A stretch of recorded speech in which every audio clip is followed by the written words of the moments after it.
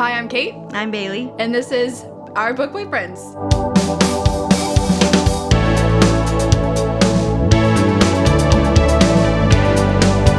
This is the first time we've done the introduction since the change of name. Really? Yeah, when we first started recording, it was just Book Boyfriends. Yeah. And we changed it. I thought the last one. You did change it. The last one you said. Yeah. Are you sure? Yeah, when I listened to it this time, I noticed. Oh, I'm behind the times. A little bit. Whoopsie. All right, this is our first video of this year, technically. Yes, it is. It's going up in 2024. Gosh. Happy New Year, everyone who made it to 2024. Congratulations. 2023 sucked. Yeah, it was fast, I feel like. Yeah, but every second of it sucked. For you, I guess. Yeah. Yes, I had a horrible year. I'm very, very ready for this year. The new year, yes. Yeah. Well, I thought it'd be fun to start out, what we want our, Goodreads goal to be this year. Oh, yeah, that's a great idea. Okay, you go first. I was thinking 50 or 60, which is lower than my one last year, but haven't hit the goal yet. Yeah. For my goal last year. And I thought it would just, towards the end of the year, I started getting really stressed about it. I'm still really stressed about it, so I thought it would, reduce my stress. I'm sure I'll go past 50 or 60, but I think it would just, because I think I read, 71 or something. Yeah. So far. My public goal was 75, and then, I think mine too. Yeah, and then my internal goal was, I want to go over 80. Oh. You know, I wanted to surpass it, because last year I surpassed it. I can't remember what my goal was, but I know I surpassed it. Yeah. And I even sent you a video just recently, and I was like, bro, I have 3 books, and I have, no interest in reading right now, at all. Yeah. So 75 is my goal. I'm at 72. And I don't think I'll get to 75. I really don't. Yeah, I don't think I will either. Because I didn't want to count rereads. And I didn't intend on... I didn't intend on counting my rereads as, part of that number. And it did. Goodreads just did it automatically. Yeah, Goodreads does it. And I didn't realize that until too late in the game. And I was like, so what? How many You thought you were slaying the game. No! Because I've done so... I mean, for this, we've done so many rereads this year. All of them. Yeah! So I've read all of these books twice, except for today's. Correct. Yeah. And same time next year. You're right. Because that was new. That was new. Like this one. Mm-hmm. Like this one. Anyways, I think I'll probably... No, you know what? I'm going to lower it. I'm going to, I think I'm going to do, You're still in school. The fact that you even read that much in school is fucking insane. Thank you. Thank you.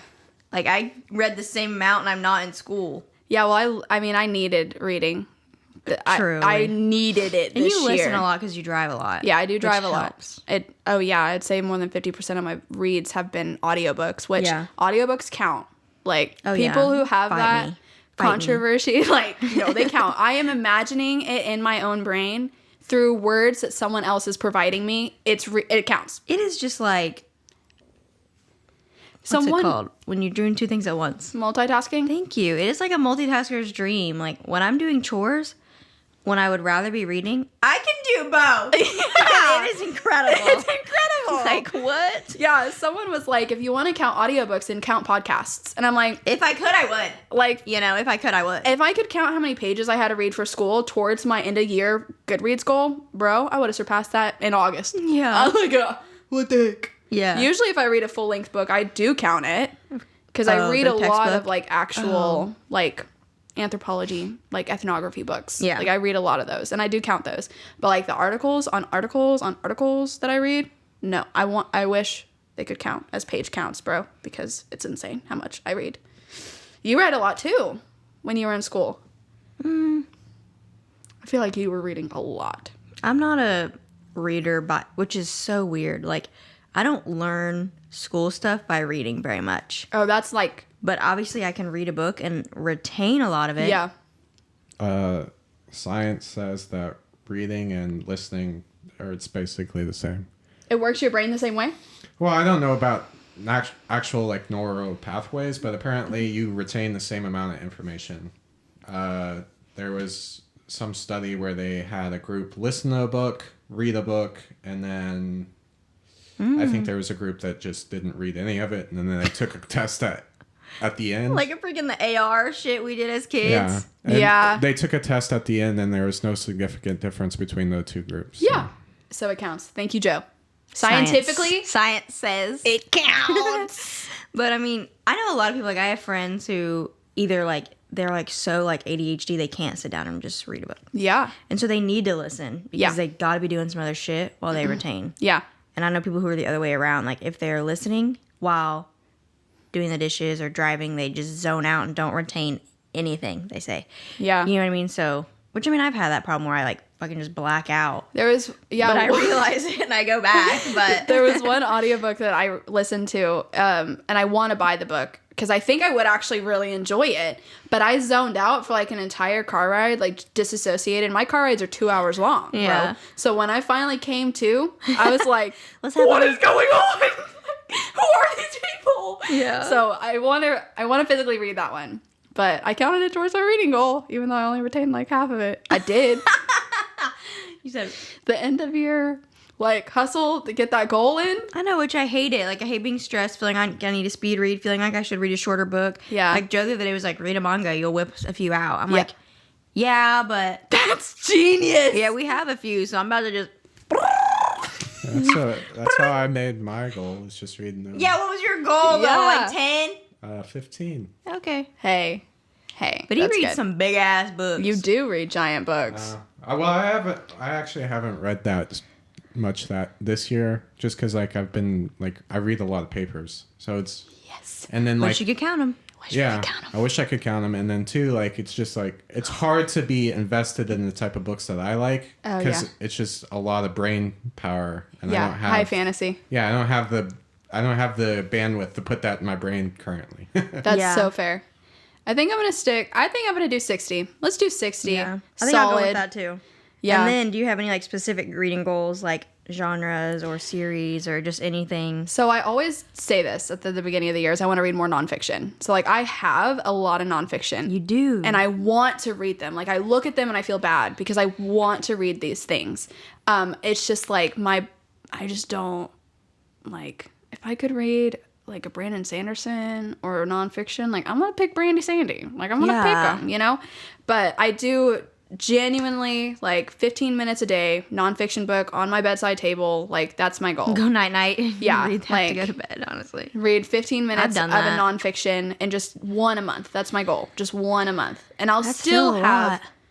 a lot left over because Yeah. I have a bunch of history books, which actually came to like use this semester. I actually used some of the books I already had on my shelf for like final projects and stuff. So it was like, this is why I got them a You're year like, and yeah, a half yeah. ago.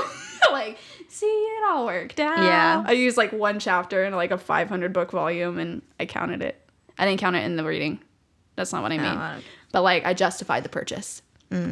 So yeah, that's my only goal, like actual goal. It's just more nonfiction. I want to read one a month. Yeah. I think I want to try to read more fantasy. Which, I mean, I had that goal last year, and I feel like I did. You did. But But I then we want to try to started branch this. to an adult. Oh my god, I'm so I know, I've excited. never read an adult one. I'm so excited. I've only read YA and the young adult. That's fucking YA. YA and then new adult. That's what I meant to say. Yeah. But I've never read like a full-on adult high fantasy situation. So I want to read one of those or some of those. Okay. And then try to read books on my freaking shelf. I went back on my Goodreads and counted how many I read from my shelf. oh no. Bad idea. No. How many? It's like 10 or 12. yeah. You know Which what? is I'm probably 'cause not I any better. Used Libby. Like it's, I can't even imagine how many times I've used Libby. Oh yeah. I mean, Or I it borrow a shows book. you. You can go back and like look. You're right. But yeah, you're my library just as much as anything else. But I mean, my numbers are probably the same. And I didn't count like, spoiler for next week, but we reread Every Summer After. Yeah. I originally listened to it the first time on audiobook. Yeah. And then bought it. Yeah. So when I read it physically, I didn't count that as reading a physical book off my shelf because I bought it after I read it. I did that a lot. Like Yeah. a lot of the physical I need books to that not I do that, have, too. I just listened as an audiobook and I wanted it as a trophy on my freaking shelf. Yeah, I need to not do that too. Yeah. But I did it anyway. Yeah, we'll be better. Sure. Whatever.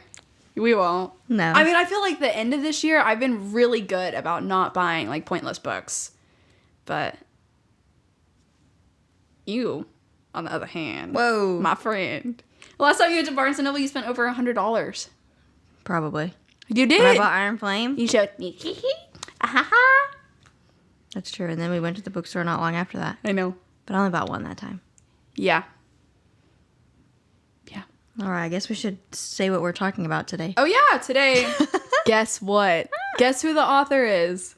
Tessa Bailey. You guessed it. We're her biggest fans. Tessa Bailey, please acknowledge me. Anyways, we are talking about Wreck the Halls, which at this point in time, I don't know how long it's been out, but it's shortly after Christmas by this time, so it's a little out of date. But we thought it'd be really, really fun. Yeah, but when I read it, I didn't think it was... Very Christmassy. It was winter. Yeah. So I was like, I don't feel as bad anymore. Yeah. Like, the time span in the book is technically Christmas, but I didn't feel like there was anything Christmassy about it. Yeah, it was just the date. Like, Christmas Eve was just, like, the important date of the book. Yeah, it was like a deadline. Yeah. It came out in October. Damn it, I Thank was trying you. to look it up. You're faster than me. That's my job. I guess. Okay. Do you want to give a... What? Yeah, I can give the synopsis, I guess. Okay. You're just a lot better at them. I don't know. I'll add on. How about that? Okay, You do, yeah. and I'll Because the say little whatever. inside joke is that you're the organized one and I'm the chaotic mess. But yes, I'll do the summary. I don't think it's an inside joke. No, it's pretty apparent. Pretty apparent. Okay, so this book, Wreck the Halls, is about Beat and Melody. They are our... Isn't it Melody? No, you're right. I just hate the names. Oh, yeah, I hate the names. hate it. So they are children of two women who used to be in a band together. And the band broke up, like, in the most dramatic way possible. And Beat and Melody never grew up really knowing each other, but they knew of each other, like, through the media. But their moms were, like, enemies at this point. Like, they hate each other now. And no one knows why. And no one knows why. So the first introduction that we get of Beat and Melody, I think they're 16, right? Yep. Yeah. Fact check, 16. And they meet at, like, an interview. Yeah. Some weird interview thing. Yeah, because people are, like, obsessed with their parents. I guess they're, like, hella famous. Yeah. And the fact it's that they like, broke up and no one knows, it's just, like, this giant mystery. People want them together, so they're... I had a qualm with that interview that starts out with. Yeah. Because, like, obviously their mothers don't get interviewed. Their mothers don't talk about it, probably. Yeah. Why would they let their kids go do it? I was wondering that too, but I mean... But yeah, some fucking interview that asked them about their moms, I'm sure. Yeah. And, like, when are they ever getting back together? What broke them up? when they're 16. Yeah. And it's like, why would... I don't know. It was super targeted. Like, super... It's just weird. It was just weird. And I have to remind myself it's fiction. But, like, I had a lot of issues with, like, some of the things that played out in this book. Mm-hmm. But anyways, the first book is them at 16 meeting each other for the very, very first time. Mm-hmm. And there's, like, this instant connection or whatever. Yeah. What were your thoughts about said instant connection? I'm like, what is going on? Right? It was so unbelievable. Weirdly, I got it from her perspective. You understood it, you mean? Or, like... Yeah, I understood it. Okay. Because, you know, he's in the media. Yeah. Probably, you know, how you would feel like with a star. Yeah. Like, if you were to walk upon... I'm trying to think of somebody you're obsessed with. That guy. Timothy Chalamet? Yeah, like if you... You're right. You know what I mean? Starstruck. She was starstruck, and you Yeah. would be too. I mean, I'm Yeah. sure this kid was not as famous as Timothy Chalamet, but they acted like reporters were on them all the time. All the just like time. any kid of a star. Yeah. I mean, we know Kim K's kids, you know? Like, we walk... Some do. Correct. I could not point them out to you in a lineup. Oh, okay. Could not do it. Gun to my head, I couldn't do it. Okay, what about, like, Angelina and Brad's? None. Whoa. Gun to my head, couldn't do it. Wow, I know okay. they have a bunch. Couldn't. No, like, good for you, though. Like, good for you, though. I'm trying to think of any. I guess I know some who are like actually famous, like, you know, Will Smith's kid Willow, because she's famous now. Yeah. That's about it. If they're famous too because of their parents, But these kids aren't. correct. They're just, like, socialized. They're just children. Well, Melody isn't. Melody is kind of shit on in the media, which is, Yeah. like, talked about throughout the entire book. Is, like, their perception of her and it being, like, an issue or whatever. And B is, like, this golden child in this world. Like, he's, like, the perfect child of Rockstar. And we see that play out also. But take it away, Bailey. What's the rest of the story about? They meet. They have this instant connection at this interview. They leave, but they say like, "Let's stay in touch." Yeah. And then they don't. Yeah, there's, like, a At number all. exchange and everything. Yeah, but they never stay in touch. And I'm sure on her part it was like, "Oh, He makes everyone feel this way. yeah," like he's just placating me or like, just doing this. Feels bad for me. Yes, feels bad for me kind of thing. And I don't know why he didn't, but whatever, he didn't. Yeah. And then we fast forward God knows how long. I think 14 years. Yeah, it's a long time. I think they're 30. I think you might be right. Oh, yeah, because they're 30. Oh, I should just look down. I said they're now 30. It's been 14 years and they never reached out. Yeah. So, yeah. You're like, And then, oh, God. Oh, once again, everyone is super obsessed with like getting their parents reunited and to do another show. There's like a really famous song they sing and it has gone viral again on like TikTok. Yeah. Which this screamed to me Fleetwood Mac. Yes! Because that stupid kid on his like rollerblades or skate. He wasn't a kid. He was like Shut up, 40. a grown-ass man. Okay, whatever, man.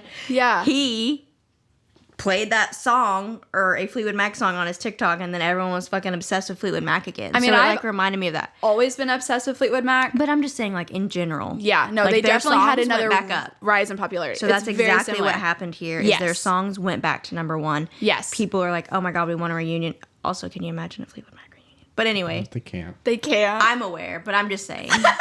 I know, but I'm just saying. I feel like that was her like inspo for this. Yeah, I totally agree. And so social media feral over this idea. Yeah. Because they're number one again and people have always wanted it. So this lady, producer lady. I think her name's Danielle. I don't care. Producer lady reaches out to Beat. Yeah. Well, both of them, but Beat sees it in response. Yeah. And is like, hey, I want to try to film you trying to get your parents back together. Yeah. And like do a reunion. Blah, blah, blah, blah. And so he entertains the idea because they'll make a shit ton of money, like $1 million or something. Yeah. And he needs the money because he's being blackmailed. Yeah, which is like the weirdest, I feel like, secret. Because there's always like the insecurity or the secret or whatever in these books. But this is like, I think, the weirdest interjection in the plot line that Tessa has given us is this blackmailer that's like reaching out to Beat and asking for hundreds of thousands of dollars to keep this secret. Yeah, like every year or something he's asking for money. And I'm trying to think like when we know who he is. Later. It is later. Way later. Yeah, it is way later. I did like that aspect of this book. Like, there was kind of a mystery in it. You did like that aspect? I loved it. See, I hated it. I love mysteries, dude. I don't. I feel like it gave this book something else that others don't have. Okay.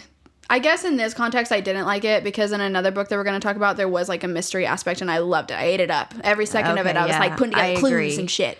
But for this one, I'm like making cheat sheets. Not really. But anyways, the blackmailer is asking for money. For the past, however many years, they don't entertain these reporters. They don't entertain any of this because his mom has been very adamant, I don't want to do it. So he respects that and they don't do it. But he needs the money, so he entertains it. But he was like, I gotta ask Melody if she's okay with it. And so whatever. The producer finds her and was like, hey, I'm having a meeting. Mm-hmm. You should come. And by producer finds her, I mean creepily stalks her and whips around a building corner. Yeah, like and finds... On her way home, on Melody's walk home, this, like, tall woman just steps in front of her path and is like, hi. Hey, bitch. No. Yeah, not a fan. But she goes because she knows Beat's going to be there. Yeah. And so she goes to this meeting so that the producers and all them can speak of it, whatever. And so the idea is they're going to record them live... Yeah. And get their parents, try to get their parents to agree to reunion by Christmas Day. Christmas Eve? Yeah, something. Yeah, and the book starts out on December 1st. So it's just like the book spans the month of December pretty much. And I mean, there's some day skippage, but that's kind of like the whole plot of the book is then it's them trying to get their parents back together. Yeah, so we follow them around. That sounds like it's a romance. They're both women. But trying to get them to reunite the band and perform for this Christmas concert. Yeah. Get the band back together. Yeah. I was like, let's get the band back together. Yeah. No. Yeah, so when they meet again when they're 30 at this like meeting with the producer or whatever, there's this instant connection again. And we get it from... I think it's Melody's perspective that we get it from. It's a dual POV. I started paying attention this time. Look at you. Yeah, it's third person. Yeah, it's third person, dual POV. So, yeah. But if I remember correctly, the chapters aren't like labeled who's talking. Or am I wrong? I don't think so. Well, we don't have the book. In the audiobook, which is how I retained this information, it was just 2 different characters speaking. So, like, in his point of view... Nice. Yeah, in his point of view, it was a boy, and then, like, a girl for hers. So that, you know... Yeah. was pretty But they didn't clear. say... No. So I don't think so. I think if the chapters were headed Melody, Yeah. Beat, they would have said it. Yeah, probably. And I don't think they did. You Yeah, just 'cause I kinda don't had remember a to lot gather of- the information yourself. Beat. Like, I don't remember that. Hearing that over and over again. Yeah, Beat. Which is stupid for a name. Stop. Don't justify it.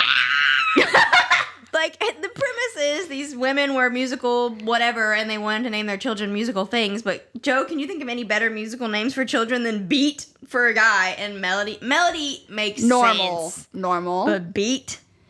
My God. And it was, like, not... I don't have any. No. No. Come on. The Be more moms original. didn't know either. So I it was was like just- they were fated to be together because their mothers named them both Oh, I see. musical Their moms traits. didn't tell each other they were doing Yeah, that. they weren't 'Cause they were friends. broken up before Before. the babies were born. Yep. I was just gonna say I would name them after somebody. No. Yeah. Yeah, like You'd an name idol. it Jimmy. Jim. No. I'm just kidding. Wow. Because I know Bob. somebody that's Jimmy. So Jim? yeah. Hi, Jim. He's not listening. He's not listening. He's like a 50-year-old man. Oh, yes, but back the instant connection thing. I didn't feel it. No, I didn't either. Like, honestly, at first, I didn't like the guy. I almost DNF'd this book, but I was like, I have to read it. Did you really? I hated it at first. Wait. And I told Joe that, I think. Okay. I don't remember, actually. Maybe I told someone else.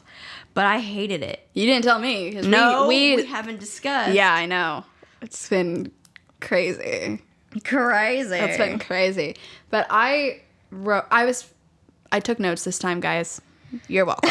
It's literally only You're for welcome. you. I put like the instant. It just wasn't relatable for me. Like maybe that's what it was. I've never had. I mean, that's I not think true. this book is very hard to relate to. Yeah, very hard. It's better than the connection between, unfortunate, like Secretly Yours. It's better than that connection, but Anything is. not as good as the It Happened One Summer connection. Mm-hmm. It's like a good little middle ground, but I didn't feel it. I do feel like this is similar to Unfortunately Yours in the fact that, like, she's been pining for him her whole Secretly life. Yours. Sorry, that's what I meant. Yeah, fine. Yeah, like, she's been pining for him, like, her whole life. Yeah. But I guess in a weird way, he kind of has had some weird feeling for her, too. I know, but they only had a 5-minute encounter 14 years ago. I know. And But they the way both- they explain it is, you know, no one else is in that position. Yeah. They're the only ones that get each other, Yeah. which, okay. Okay, but I don't, yeah, like you said, like, I don't relate to that because Yeah. obviously I don't get that perspective of life. Yeah. It's Like, my mom's not a rock star. Yeah. Good thing, I think, but, you know, depending on which mother you get. Because these mothers are, like, the complete opposite of each other, which was really fun to see. Yeah.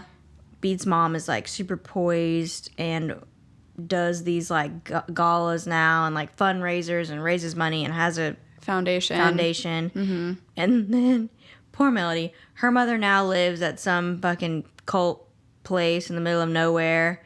It's not called a cult. What do they call it? Convent. And they just do like hippie shit and get arrested in the town they live in because they like walk around naked and stuff. Yeah. So they grew up in the same world, but in very different Very aspects different of way. it. Yeah. Yeah. So they were both targeted by social media. And so like even like when they were the 16, I kind of did the TMZ when she was 16, how you said like she was kind of badly portrayed in the media. Yeah.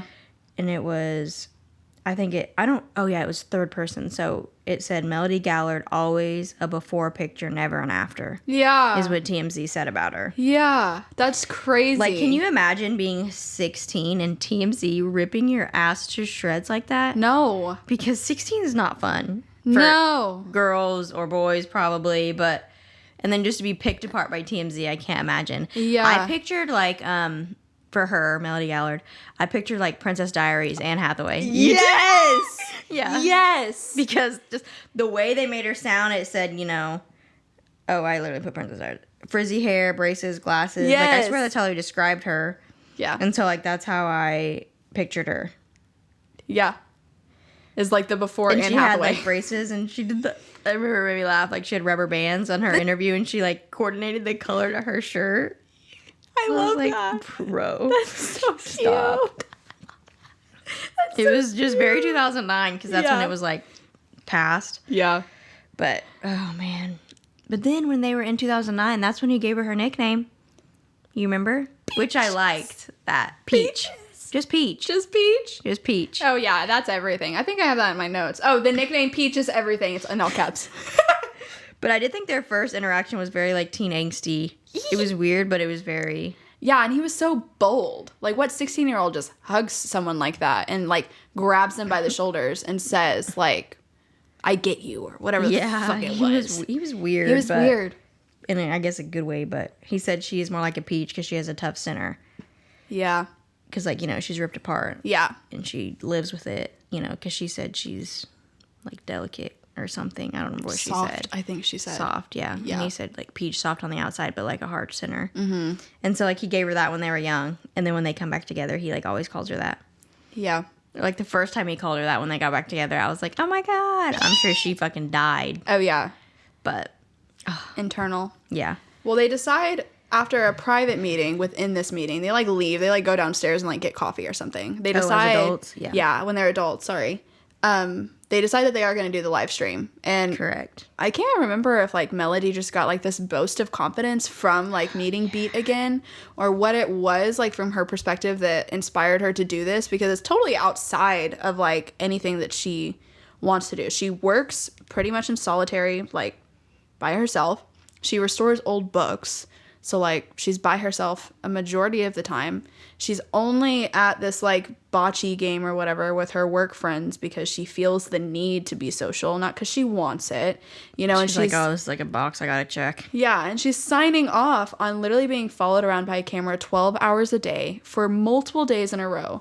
Like, I don't know. Actually, I was about to say I would never, but if $1 million was on the line. Yeah, just for a few days, you know? Yeah, I could do that. Never mind. Yeah. I'd probably do that. That's what it was. I think she just wanted to get out of under her mom's thumb. Yeah, she wanted the money. Like, so she, you know, lives kind of off her mom's money. Yeah. And she wanted her own money to be free. So, like, they both had reasons to want the money, very different reasons, but they both had reasons, so they agreed to it. But, like, during that meeting where they're, like, discussing the live stream, like, you know, they have the meeting with the producer, they go on their own, like you said, and talk amongst themselves. Like, when they have the meeting, he's like, he never planned on her doing it with him. Like, he was going to do it himself and make the money. Mm-hmm. But he was like, you know, I don't want you being attacked again. Yeah. And so, you know, he has this, like, weird protection urge. Yeah. He's like, I'm not putting you back in front of a camera. You know how shitty they treated you.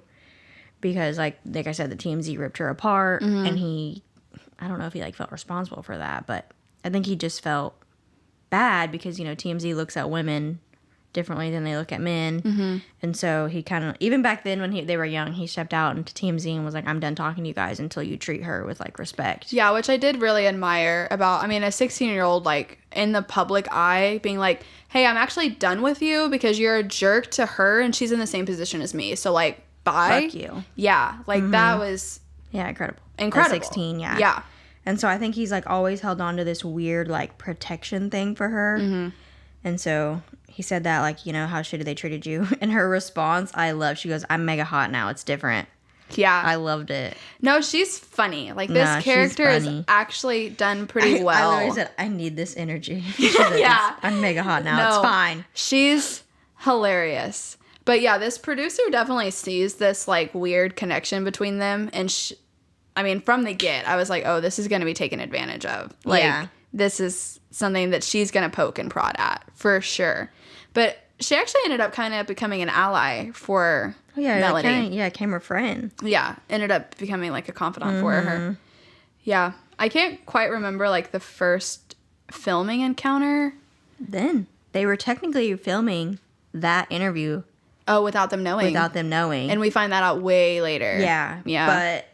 So you see their interaction, like, having this meeting, but they're kind of back, so you can't really hear what they're saying, but you can watch them. And I guess they grab each other's wrists. Yeah. They, do this stuff. I'm sure they hug, but one thing I didn't like about him at first was he seemed really controlling to me. Okay. Like with this, he even said when they found out it was going to be a live stream opposed to like an edited fucking documentary situation, he said, I don't want to do it where I can't control how it affects you. Yeah. I was like, ooh, words. And then he just kept, like, I don't want you on it. No, I don't want them to attack you. Blah, blah, blah. No, no, no. I don't want you to do it. And he was kind of like that through the whole thing. But I don't know. He just keeps saying, like, he won't do it. He'll find another way to get the money. And then she finally was just like, I think she said, do you need me? Yeah. And to do it. And I don't know what I can't remember what his response was. But I liked that where she was like, stop talking. Yeah. Do you need me to do it? Yeah. And then so they agreed to do it. And that's when he calls her Peach, by the way. Right then, For in the that first conversation. time. And then, of course, they go back to the office and they tell her that they're going to do it. Yeah. And they film them some more. Yeah. And they're like, oh, we're starting now. And they're like, oh, yeah, we're on. Like, here we go. I mean, my leg. Team's ready. My knee's broken. It's okay. It was a weird angle. My ear's broken. Because of this? Yeah, you hit the mic. My bad. We'll clip that part out. I like how you say that. I never actually clip out. Yeah, he doesn't clip shit. I think it's funny. Great. We're like struggling, and I'm like thinking in my head, like, oh, no one's actually gonna see this. Joe will just clip it out, and then it's like, no, he made it a blooper. It's now a reel. It is now its segment all on its own. Yeah. I put a little. Did you think he was controlling? I was gonna wait until the end to give my overall Okay. reactions towards the characters in general. Okay. But I did have a little note where, because we kind of see this around the same time that they're doing the interview, he has this surprise birthday party that his friends give him. And he's talking about, I can't remember if it's like him talking or internalized or like if it's just like a overall arching theme, but he's not really real like with his friends. Everything's kind of superficial. He never ever really get close, and he says that he kind of learned that because he was like the child of a star, like never let anyone get too close, but also having this idea that the people that are close to me are only close to me because I'm this person's kid. And that's something that Beat and Melody both suffer with, and that we like see from both perspectives. But Beat is just completely like flatline down. Yeah, he's like the guy that everyone likes, but nobody knows. Like, nobody actually knows this guy. But he does have this, like, thought where when he's with his parents, he can actually be himself. Which I was like, okay, that's good. But, like, not knowing who you are in a situation without, having to put on a face, like, that's crazy to me. Because, like, you're going to get me in any situation, and whether you fucking like it or not, you know? Like, I just can't imagine. And, like, Melody is the same thing, where she's kind of like, I don't know, when she's with other people, we don't see her charm. But when she's with Beat, she's fucking funny. Yeah. Like, she's hilarious. She pulled this book, if you ask me. But I thought it was just really sad that neither one of them actually has, like, actual connections, like, actual relationships with anyone. It's all superficial as heck, which is so sad. Yeah, and that day of his birthday party was the day he found out, like, the blackmailer called him again, too. Yeah. And so I'm sure he was just in a bad mood as well going into that. Yeah. But, and, no one knows about his blackmailer, like, not even his mom. So, like, the blackmailer says, or whatever, Beat says, that this secret that the blackmailer holds could, like, rock the foundation of his family's world. Or something like that. So we know it has something to do with, like, his family. Yeah. Which, but that's, like, all we know at first. I felt like it was pretty obvious, but... yeah, probably. Yeah. But, the man claimed he was thrown out of the band unjustly, right from the get-go. Yeah. And so we later find out, I don't remember when again, but that it was the drummer. Yeah. And so the guy's, like, super bitter. I'm sure he's super fucking bitter because he got thrown out before the last show that made them super, like their last tour date that no one knew was coming. Because, like, that wasn't planned. It was, like, they got into a fight and they were just like, fuck this, broken up. Yeah, and nobody, like, knows his name. Correct. Like, they remember Octavia and... Which, me personally, fart. Starts with a T. Oh, I thought you were saying the name was Fart for a second. I was like, no way. No, her name isn't Fart. I literally can't remember her mom's name. Trina. Trina. That's There it right. is. Octavia, right? Trina. And Trina. Yeah. Everyone remembers those names, but like no one remembers the drummer. That's just the way that, you know? Something I thought was hilarious. So, you know, right after they go back into the interview, going back to that, they are like, okay, well, what do we want to start with? Whose mom do we want to go to first? Oh, yeah. And they decide Octavia because she's having some event in a few days for her charity, whatever. And they said, you know, or Melody said, like, there's a problem with confronting Octavia on Friday. And my God, Beat in his, like, inner monologue was like, what was it? He'd fix it for her right now. I was like, Julian, no. And I instantly kind of hated him. Tessa has an archetype. Yeah. She has an Julian, archetype. I don't get it, bro. Yeah. I was like, I know, oh, he God, not this again. bled Julian for me. I was like, no. I think for me, he got better. But like I'm saying, like this, I was like, no. Yeah. Like, no. Like I said, I didn't want to finish the book. Just because I hated him at first. Yeah. Oh, yeah. No, like Melody, instant love. Anytime I was in Beat's perspective, I was like,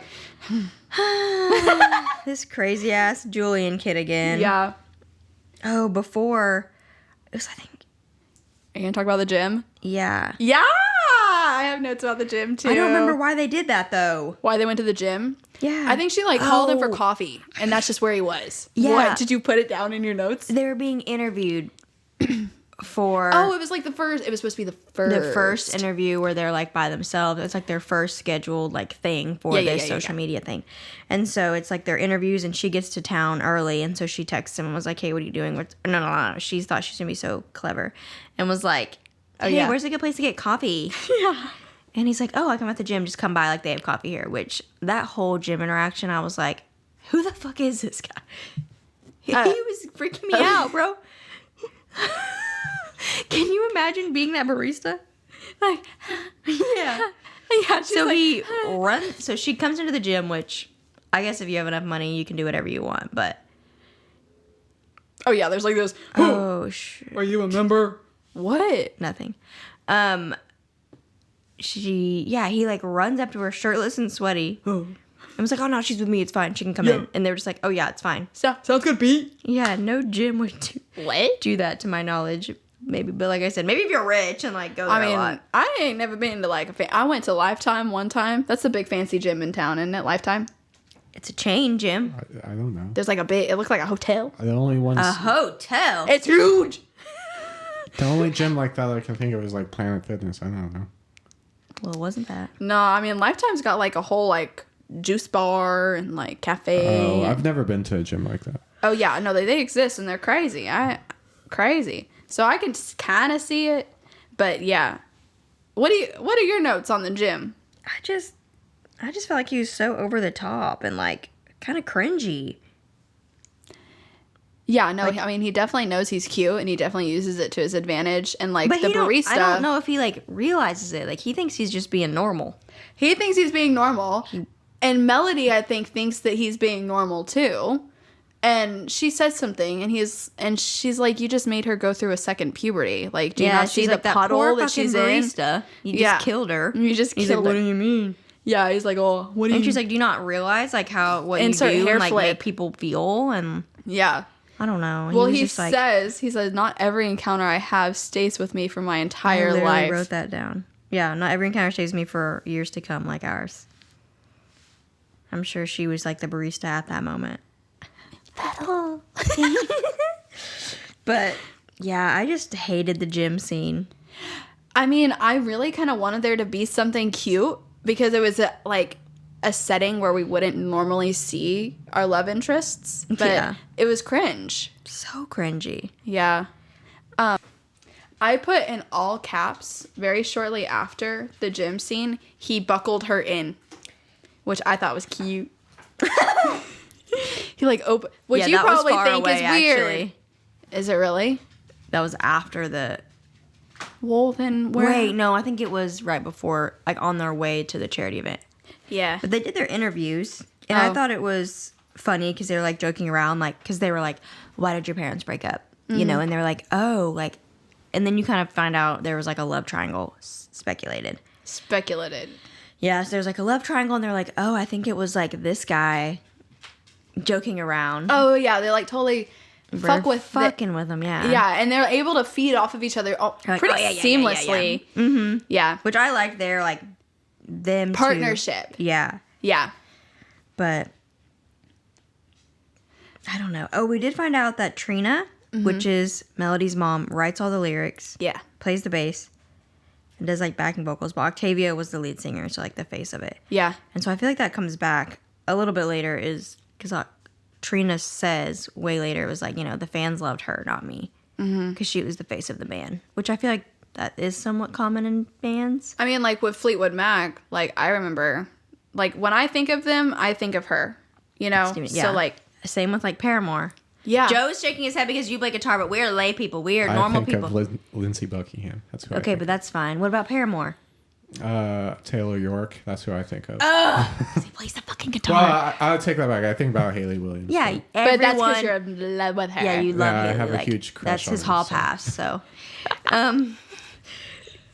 Everyone thinks of Haley Williams when they think of Paramore. I don't even know the give a distinctive shit. qualities of the gentleman. Like, if they walked past I do now. me, I wouldn't know Because them. I saw them recently. Haley Williams walks past me, I would fucking know who that is. Oh, yeah. You know? But, like, the guys, I'm like, they're... Who did? I wouldn't know. Yeah. I don't think I would recognize the drummer guy, Zach. I would. Yeah, I know you But you're would. a music buff. Like, this is, like, half your life. I'm not the good case for that. Yeah. And then I'm trying to think of another one, but Maroon 5, Adam Levine. Yeah.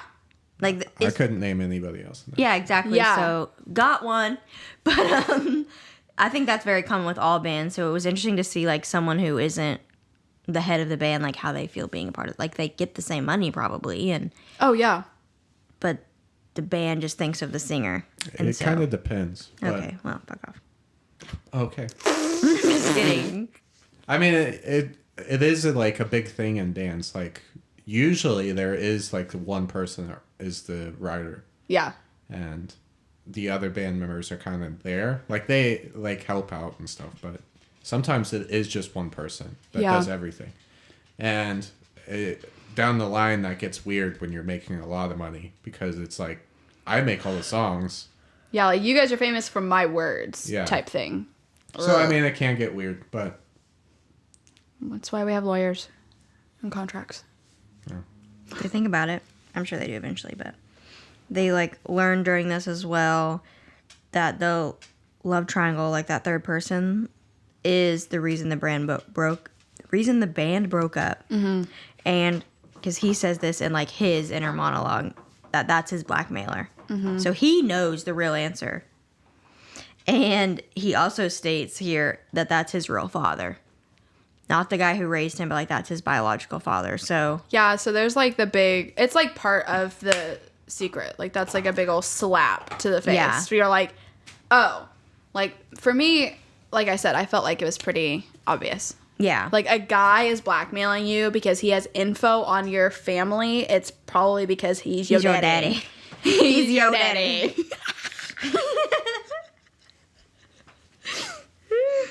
But the man his mom married is like who the public thinks his dad is, and so no one knows Yeah. who the hell Yeah.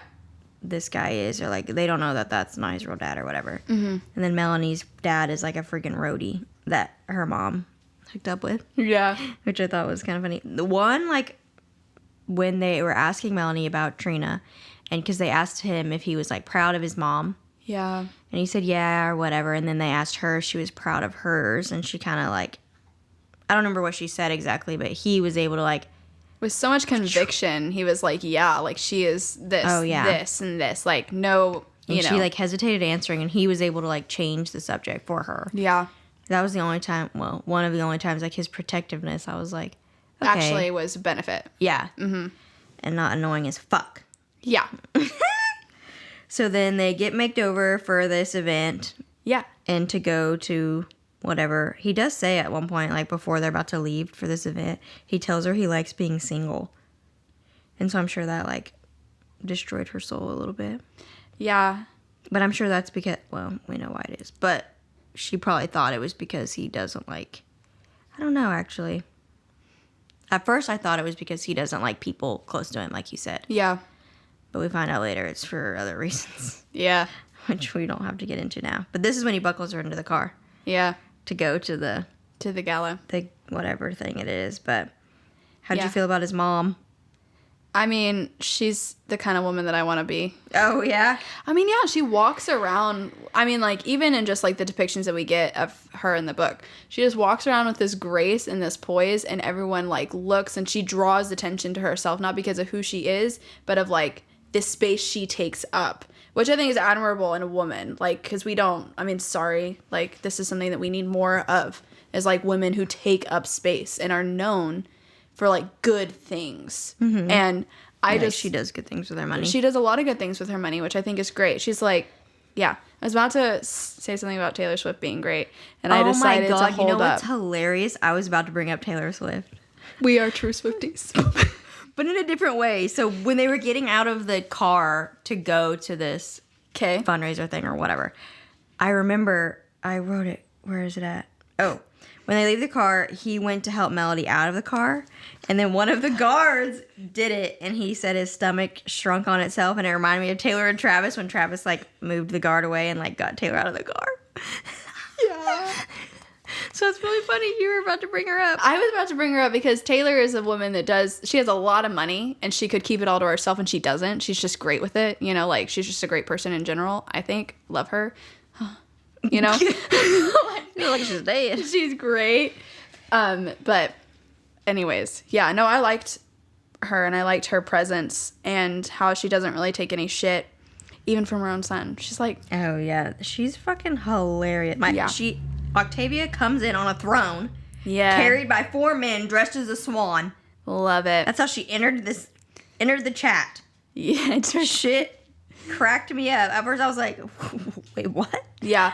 Before we get to the gala itself, there was the interview before, right? And I think that's super, super crucial. This is because I don't know what the producer asked, what the camera guy asked, but they're in the dressing room with Melody, and then, like, Beat is off getting dressed, like, somewhere else, or he's doing something else. And Melody starts talking about Beat.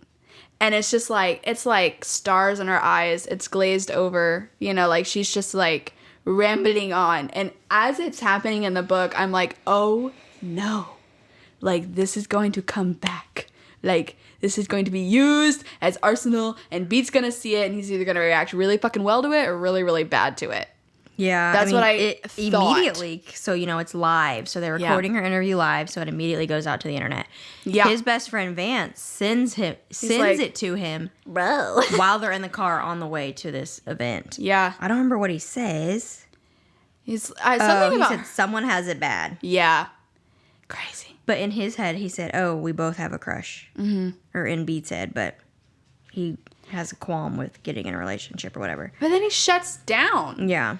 Like, he averts eye contact, and he's, like, very short with her at this point, and you can tell he's, like, distancing himself, like, physically and emotionally. He's distancing himself. And she's, like, doesn't want to be in a relationship. Lost. Yeah. Like, she's like, I don't know what happened. Mm-hmm. And eventually, the producer pulls her aside and was like, hey, girl. Yeah, we're trending. We're trending because you got hard eyes. And literally, it's the hashtag was Melody is a Beat simp. I'm dead ass is what this book said, and I was like, can you imagine, like, your crush just being, like, broadcasted live? Like, I mean, like, she did it to her damn self. She did it to herself. But you always buy would suck ass. Oh my gosh, that would suck. Yeah. And so he, like you said, at the party, they very distance each other's selves, and so she meets some random man. Yeah, she's, like, totally entertaining him. Super short interaction, but enough. What's his face? I almost called him Julian. Beat walks up. Yikes. He's, like, talking to him, this guy, because he knows him. And they're talking about golf, which is stupid. But he said, oh, I mastered it thanks to my golf pro. And I was like, oh, my God, I wonder if this guy's going to come back in the next Tessa Bailey book. Because it's about golf. Yeah. Will you look up the au pair affair? Or is it Fangirl Down. Fangirl Down, and see if she has the character names up yet. I'm sure. That one's about to come out. Yeah. What's the Rick the Halls guy's name? Beat. No. Oh, the blonde guy. I don't God know. bless America. I'm like, his name is B. Wells Whitaker? Whitaker, probably. Is probably how you pronounce that. Whitaker. But I don't think that was his name. But I'm saying, no, that guy said he was good at golf because of his golf pro. I'm thinking Wells will be the golf pro that trained this guy. I don't think he'll be the main guy because he was kind of a dick. Josephine Doyle. Well. That's the girl. We don't care about that yet. She does do Because she connects things. Yeah. And because this book, I've never read one of her books that's like a standalone. Tessa Bailey's. Wait. Whoa.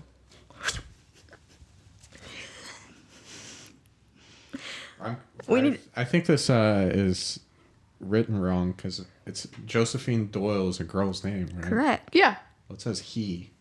Oh. That's Whatever. not good. I'm also dyslexic, so. Don't trust it. Doesn't matter, but I was just Yeah. like curious if that was like a weird little tie-in to her next book. Yeah. Like pulling an Allie Hazelwood. A little. Yeah. Because we don't get a name by any means, but But I was just like, oh my God. yeah, I mean, she writes like 7 of these things at a time. Oh, gotta be. Yeah, because they're coming out like bang. And so he kind of seems a little jealous Yeah. of this blonde guy. Yeah. Which I thought was funny. Especially, you know, after he's being kind of a dick and then he's like, no, Yeah. nobody touches I mean, her, she's part of mine. it is like, ow, and part of it's like, bro, get over yourself. You know? Yeah. Like, you can't have it both. Yeah. Like, you can't not have her and then, like, not let anyone else have her. Yeah.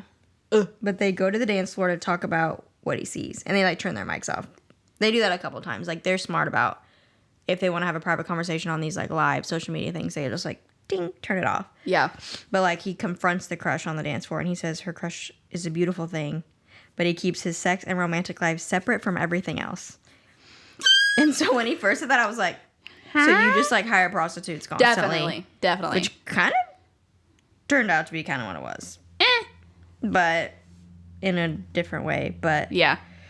I was just like, I thought that was another weird little secret thing that was Oh, thrown he into has this book. several layers. Yeah. I was like, Layers. this dude's weird. Yeah. But I put that. Yeah. What I put is that, like, so in order to, like, keep the awkwardness, like, to a minimum, she, like, just, like, tells him. She's like, hey, yeah, like, this thing, you know, when I was in this interview, like, I was kind of, like, fun, you know, like, obvious. Just to let you know, like, I've had a crush on you for, like, 14 Yeah. years, but it's nothing. Yeah, Like, I she's like very our bold. friendship. Yeah. She's like, I Bold like our bitch. friendship. I don't want to, you know, jeopardize this. I don't want to jeopardize the mission of, like, Wreck the Halls, which is the name of Oh, yeah. the live stream is called Wreck the Halls. That was smart. Yeah. To bring up Sorry. Should have. Sorry. tie into the title. Yeah, ties in. And instead of him being like, oh yeah, like I've had a crush on you too, he's just like, okay, sounds good. And I'm like, But, like, we can't be anything ever. like we can't. Yeah. I'm like, what the fuck? What do you mean? Like, just say like, yeah, I had a crush on you too. Let's see where this goes. No, they can't do anything easy. Yeah. So then we finally meet Octavia after this. Because Yeah, he, yeah, like, yeah. announces her, brings her up. I guess every year she picks a wish. Whatever, it doesn't matter. But it cracked me up. Like, her first words to Melody were, it stands to reason that the first time I lay eyes on you, you're crashing my party. Like mother, like daughter, I suppose. This bitch is just savage as fuck. Like, everything she said that came out of her mouth, I was like, Cut. beautiful. Yeah. Like, stunning. Yeah. She was just hilarious. And of course, they tell her they want to reunite the band. Yeah. Melody lies and says, my mom wants to reunite the band. She lied. And Beat's like, and she's You're like, stop it. Shut the fuck up. Like, don't ruin this. Yeah. Like I She's got like, her. yeah, my mom wants to. And so she's like, okay, if you can get her here, I'll do it. One song. And so they're like, winner, winner, chicken dinner. Yeah. And I was like shocked. I was Same. like, Well, it cannot be that fucking easy. I wasn't shocked at all because it's a fucking book and obviously. Okay. You know what I mean? Yeah. But in real life, I don't think they would have done it. Oh yeah, no, if someone crashed my party and was like trying to like socially get me to do something in front of all these people, I'd be like, fuck you, you need to get out right now. Like, go. Well, they were in a room by themselves. Oh, but they were being recorded, Yeah. right? The That mom cameras was- were there. Mom was savage on the cameras. Like, she was calling Beat's ass out. Even Yeah. during that, she's like, son, why are you trying to shove her in your pocket? because he like had her, and he was like, That was cute. yeah, and he's like, why are you squeezing this girl to death? And just like in front of the camera, he's probably like, stop, mom. Mom, stop. That's how I pictured his head. Oh, her tail hit the Christmas tree, and I thought she just peed everywhere. Daisy, my dog. I just heard a shh. And I Not was like, Caitlin. Daisy. Caitlin laughed so hard she peed herself, y'all. That would suck, bro. But they suck. agree, and then of course we gotta get Trina on board since you know we gotta fucking lied, so now we gotta eat our words and go find her. Oh. What were you gonna say? Before that, I forgot they have a weird encounter before they go to find her mom. The plane? Before the plane. Oh, because I was saying to the plane. No. What's before the plane? So they leave the charity event and they're gonna go home, right? But they're hella viral now. Like it's gone really, really popular way fast, before they even thought of it. So they're getting in the car. A man is trying to they're like, Melody. Because she has just said some things, whatever. And people are like super team Melody. And so someone tries to grab her when they're getting in the car and he, pushes her away, whatever. And so he was like, we need security. Like, people are going to follow us. She can't go to her house. People know where she lives. Yeah. And so she goes, it hit you, didn't it? It hit you. And so they go back to his place because he lives in, an apartment building with a doorman and shit. Which, bougie. Yeah. So she goes to stay the night there. And this is a Tessa Bailey book. So obviously shit happens. Yeah. That's all you gotta say. It was so weird because they went to bed themselves, and I'm pretty sure he was... I'm pretty sure he was, jacking off in his room by himself. Listen, that's exactly what it was. I wrote, she's in his apartment, ... She knows what those noises are, ... When we all know what's going on, ... No one is this fucking dumb, ... Literally. She's like, I'm gonna go see what the noises are. I hope he's okay. Leaves her room, goes towards... No, I think she knew what it was, dude, and she That's wanted... what I'm saying. No one is this dumb. Oh, she knew what it was, yeah. It's not... Because then she got caught when he opened the door, and she was like... Yeah, but why would you want to... Yeah, go closer to hear him, jacking off in his room. No. Sorry. I hit the mic. Oh my god. Our And producer, so- Loki, hates us. It's untrue. Untrue. And then it literally says, he emerged from the room, coming toward her in a prowling, purposeful way. Yeah. And then they started, I think, just kissing and doing stuff. Okay, listen, I don't even remember. I wrote best foreplay scene ever, but do I remember any of it? No. You said no. But I remember my reactions to it. I know they kissed, and she finished. Yeah. And then she said, I want you to come too. And then he just, fucking bounced. He literally, dropped her on the ground. Yeah. And was like, oh no, went back in his room and shut the door. And it was just the weirdest scene I've ever experienced. I mean, It was hot, hot, hot, and heavy, heavy. Boom! it's how they always are in these, and I hate it. No, I thought this one was worse. Oh, okay. I remember now. What do you remember? I told him. Yeah, you thing. told me about it. Oh, yeah. It's Because coming I'd never heard of it. back to me. I put his kink, ... Yeah. Yeah. I had never heard of that. Oh, yeah. Well, yeah. So in a Tessa Bailey, you're obviously going to have a weird kink, right?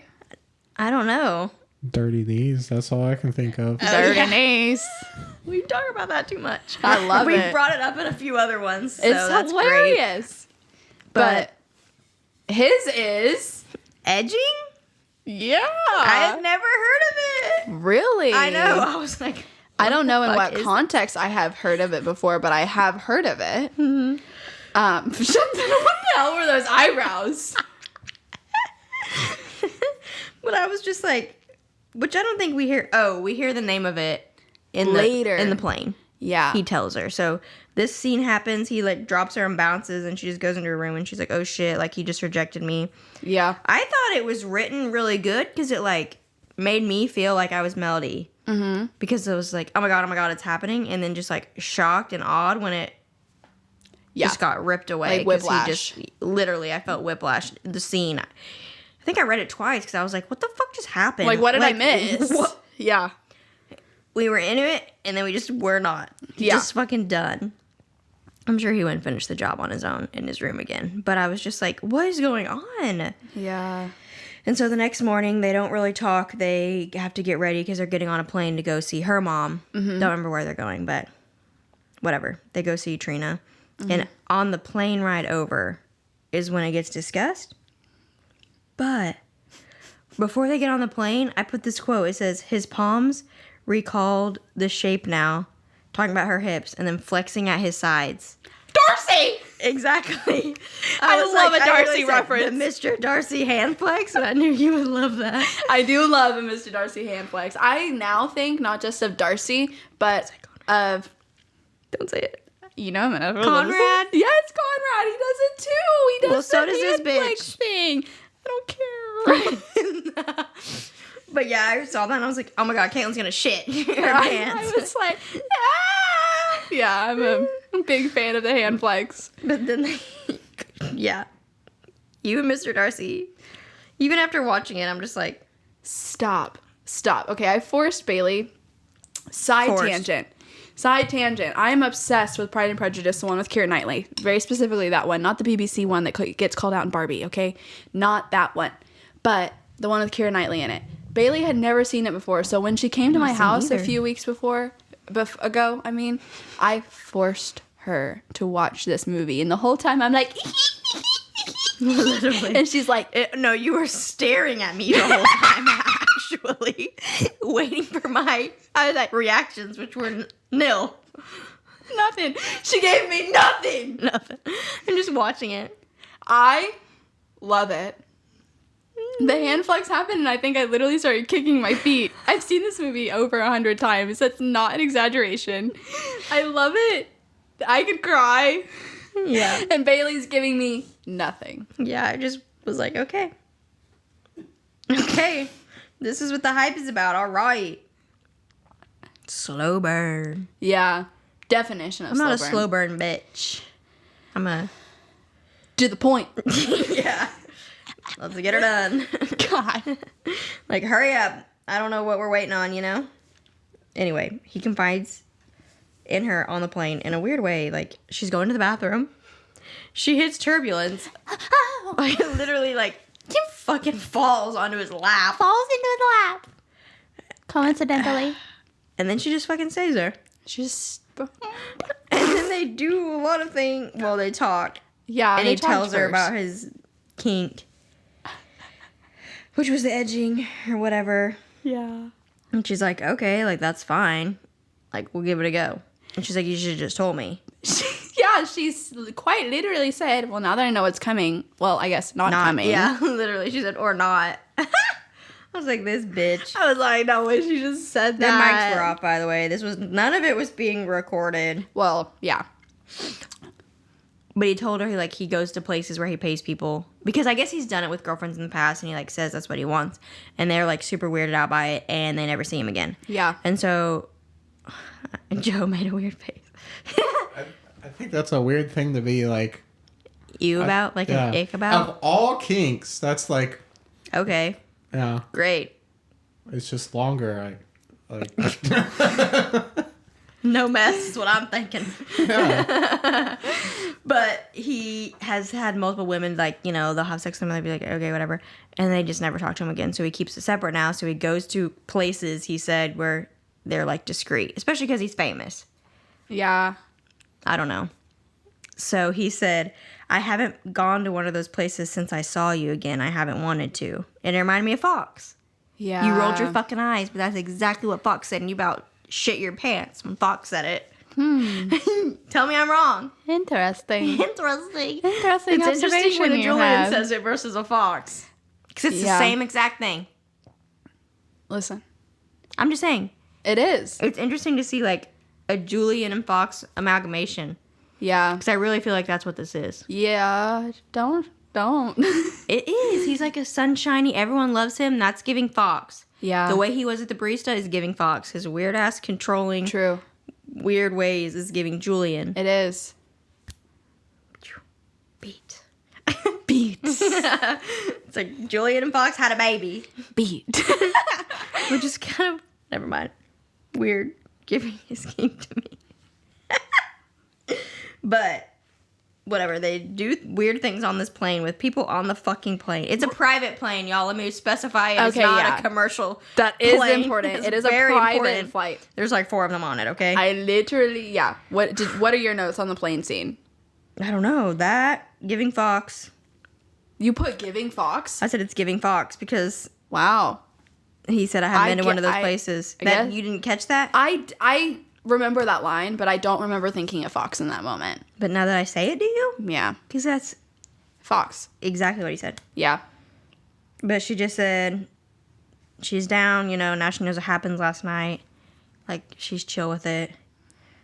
They do some dirty things on this plane. A lap dance for one. Okay. Like a full-on lap dance on a plane, You said and I'm not for a one. fan. I'm not a fan. I don't remember thinking it was a lap dance, but I mean, I believe you. I put public sex and Tess, insert handshaking emoji.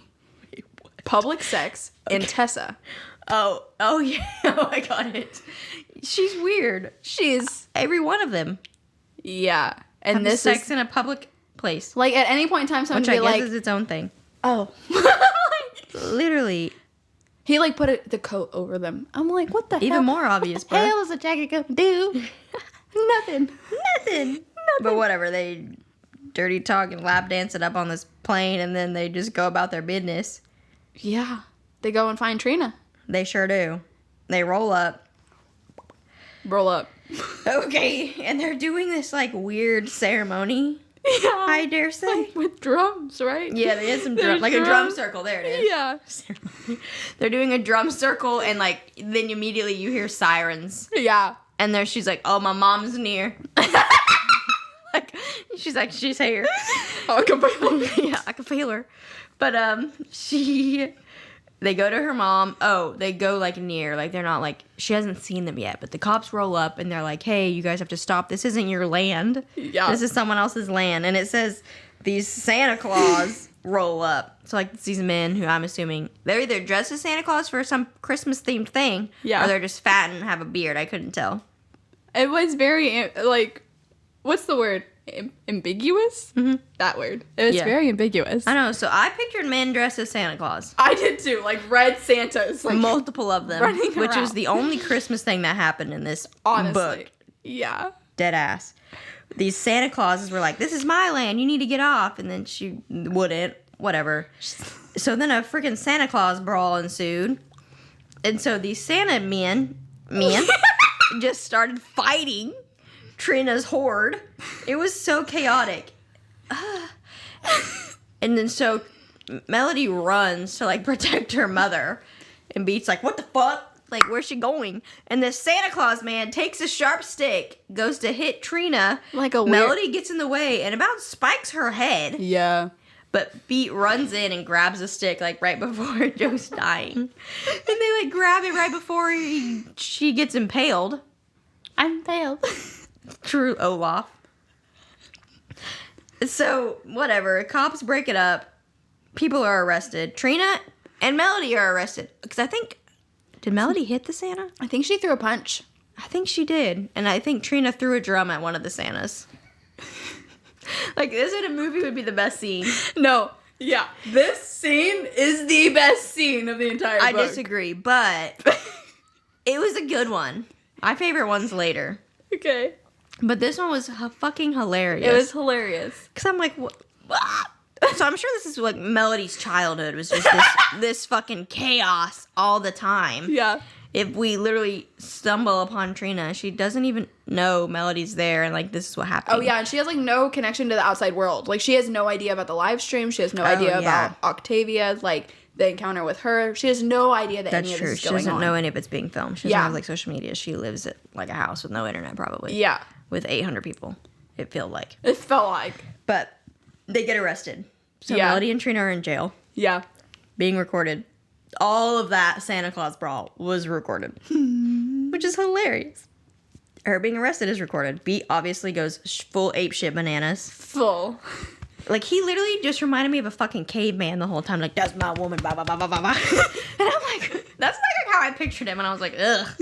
I don't know. Barfing it up. But he manages to get her out. Well, even in the prison guards know who she is. Yeah, they're watching him on the live stream. Yeah, they're like, oh, Beat's on the way. Yeah. Oh, he'll be here soon. Yeah. He's losing his shit. Like, crazy. It was hilarious. But the guards are the one who accidentally breaks the news to Trina, like, the reunion. They say something like, oh, you're here for the reunion or something. Yeah, like, or did you actually get, I don't know, yeah. I don't remember what he said, but he said the word reunion. Stupid. And Trina was like, what? Yeah. He literally loses her shit. And then Melody's like, can you put us in the cell now? Like, God damn it, shut up. He was like the cutest little prison guard. Like, he just was so cute. I loved him. Yeah, he was cute. He was a cute little side character. Minor. Yeah, such a minor character, but it was hilarious. Trina, when she saw Beat, she goes, that better not be who I think it is. I just thought it was so funny, the mother's interactions to each other's kids. They're kids. Yeah, they're like, oh, like mother, like daughter. And then like, is that my enemy's spawn? Like, it's crazy. Oh, when Beat catches that stick, he says to the Santa Claus, back away from her, or I swear to God, the next siren you hear will be your ambulance. I was like, oh God. Okay. That's dramatic. He's so dramatic. And I just...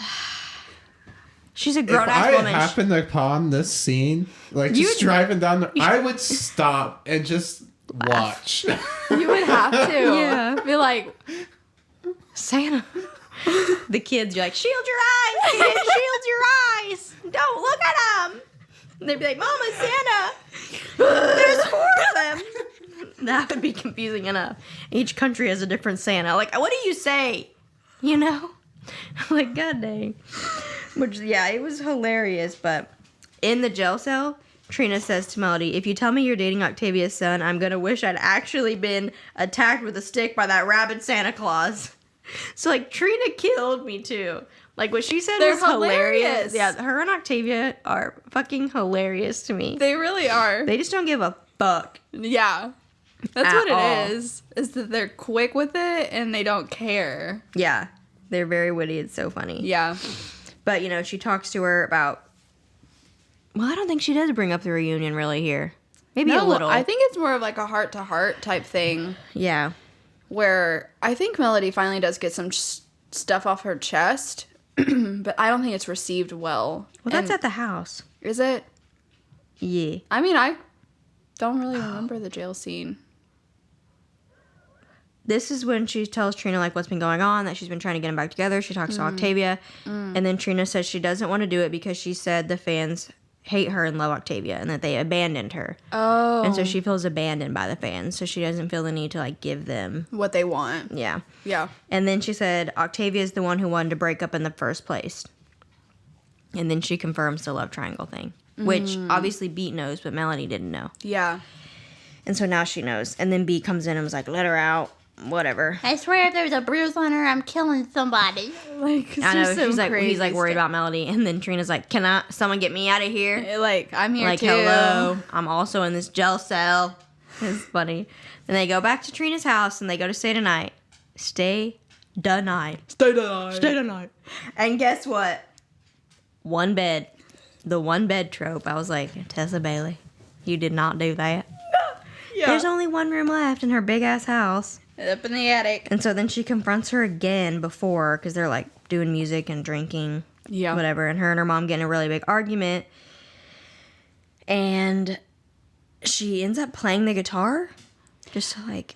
Yeah, because, like, there's this thing in the house where no one talks about the band. Like, the rule to this house, the only rule they have is that nobody talks about Stillbirds. Like, nobody talks about it or whatever. And Melody Which is like... the name of the band. We have not said Stillbirds. Oh, yeah, it's called Stillbirds. Doesn't matter. Melody is like, fuck that. Give me that. I'm gonna, I guess, get on the fucking tabletop and sing a song. Yeah. And play guitar, which her mom didn't know she could do. yeah, because she did it to, like, win her approval or whatever.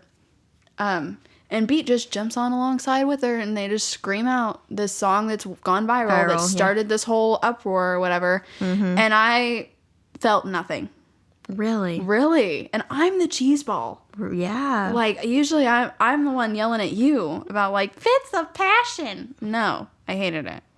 I was not I didn't intrigued. care about Beat. I Yeah. thought it was very powerful for her to like stand up to her mother like that. I guess. Because she'd been walked on by her mother. Because she'd brought up in the past, which I don't think we talked about at all, but her mom visits her once a year On her birthday. in New York. Yep. And that's the only time she sees her. And she says the whole time her mom just like talks about herself. Yeah. Doesn't ask about her, doesn't do anything. And like Melody just deals with it. I don't know. And she just like, I mean, so like we said at the beginning, Melody wanting to get out from under Trina's thumb. Like, Trina is financially providing for her. Like, Melody's never wanted for anything or had to ask her anything. So, like, she kind of lets this relationship be surface level because she's still benefiting from it. And, like, but part of the money situation is that, one, she doesn't want her mom to be funding her life anymore, but also she wants to have, like, a reason to be able to stand up to her mom, too. It's like she wants there to be something more in this relationship, but she doesn't know how to get it. Not necessarily, like, because she's scared of jeopardizing the money that comes into her life, but she doesn't want to seem ungrateful for it. I don't know. It's weird. I didn't really... Yeah. It's weird. it's weird. But they stop singing. And they just storm up to their bedroom Yep. without...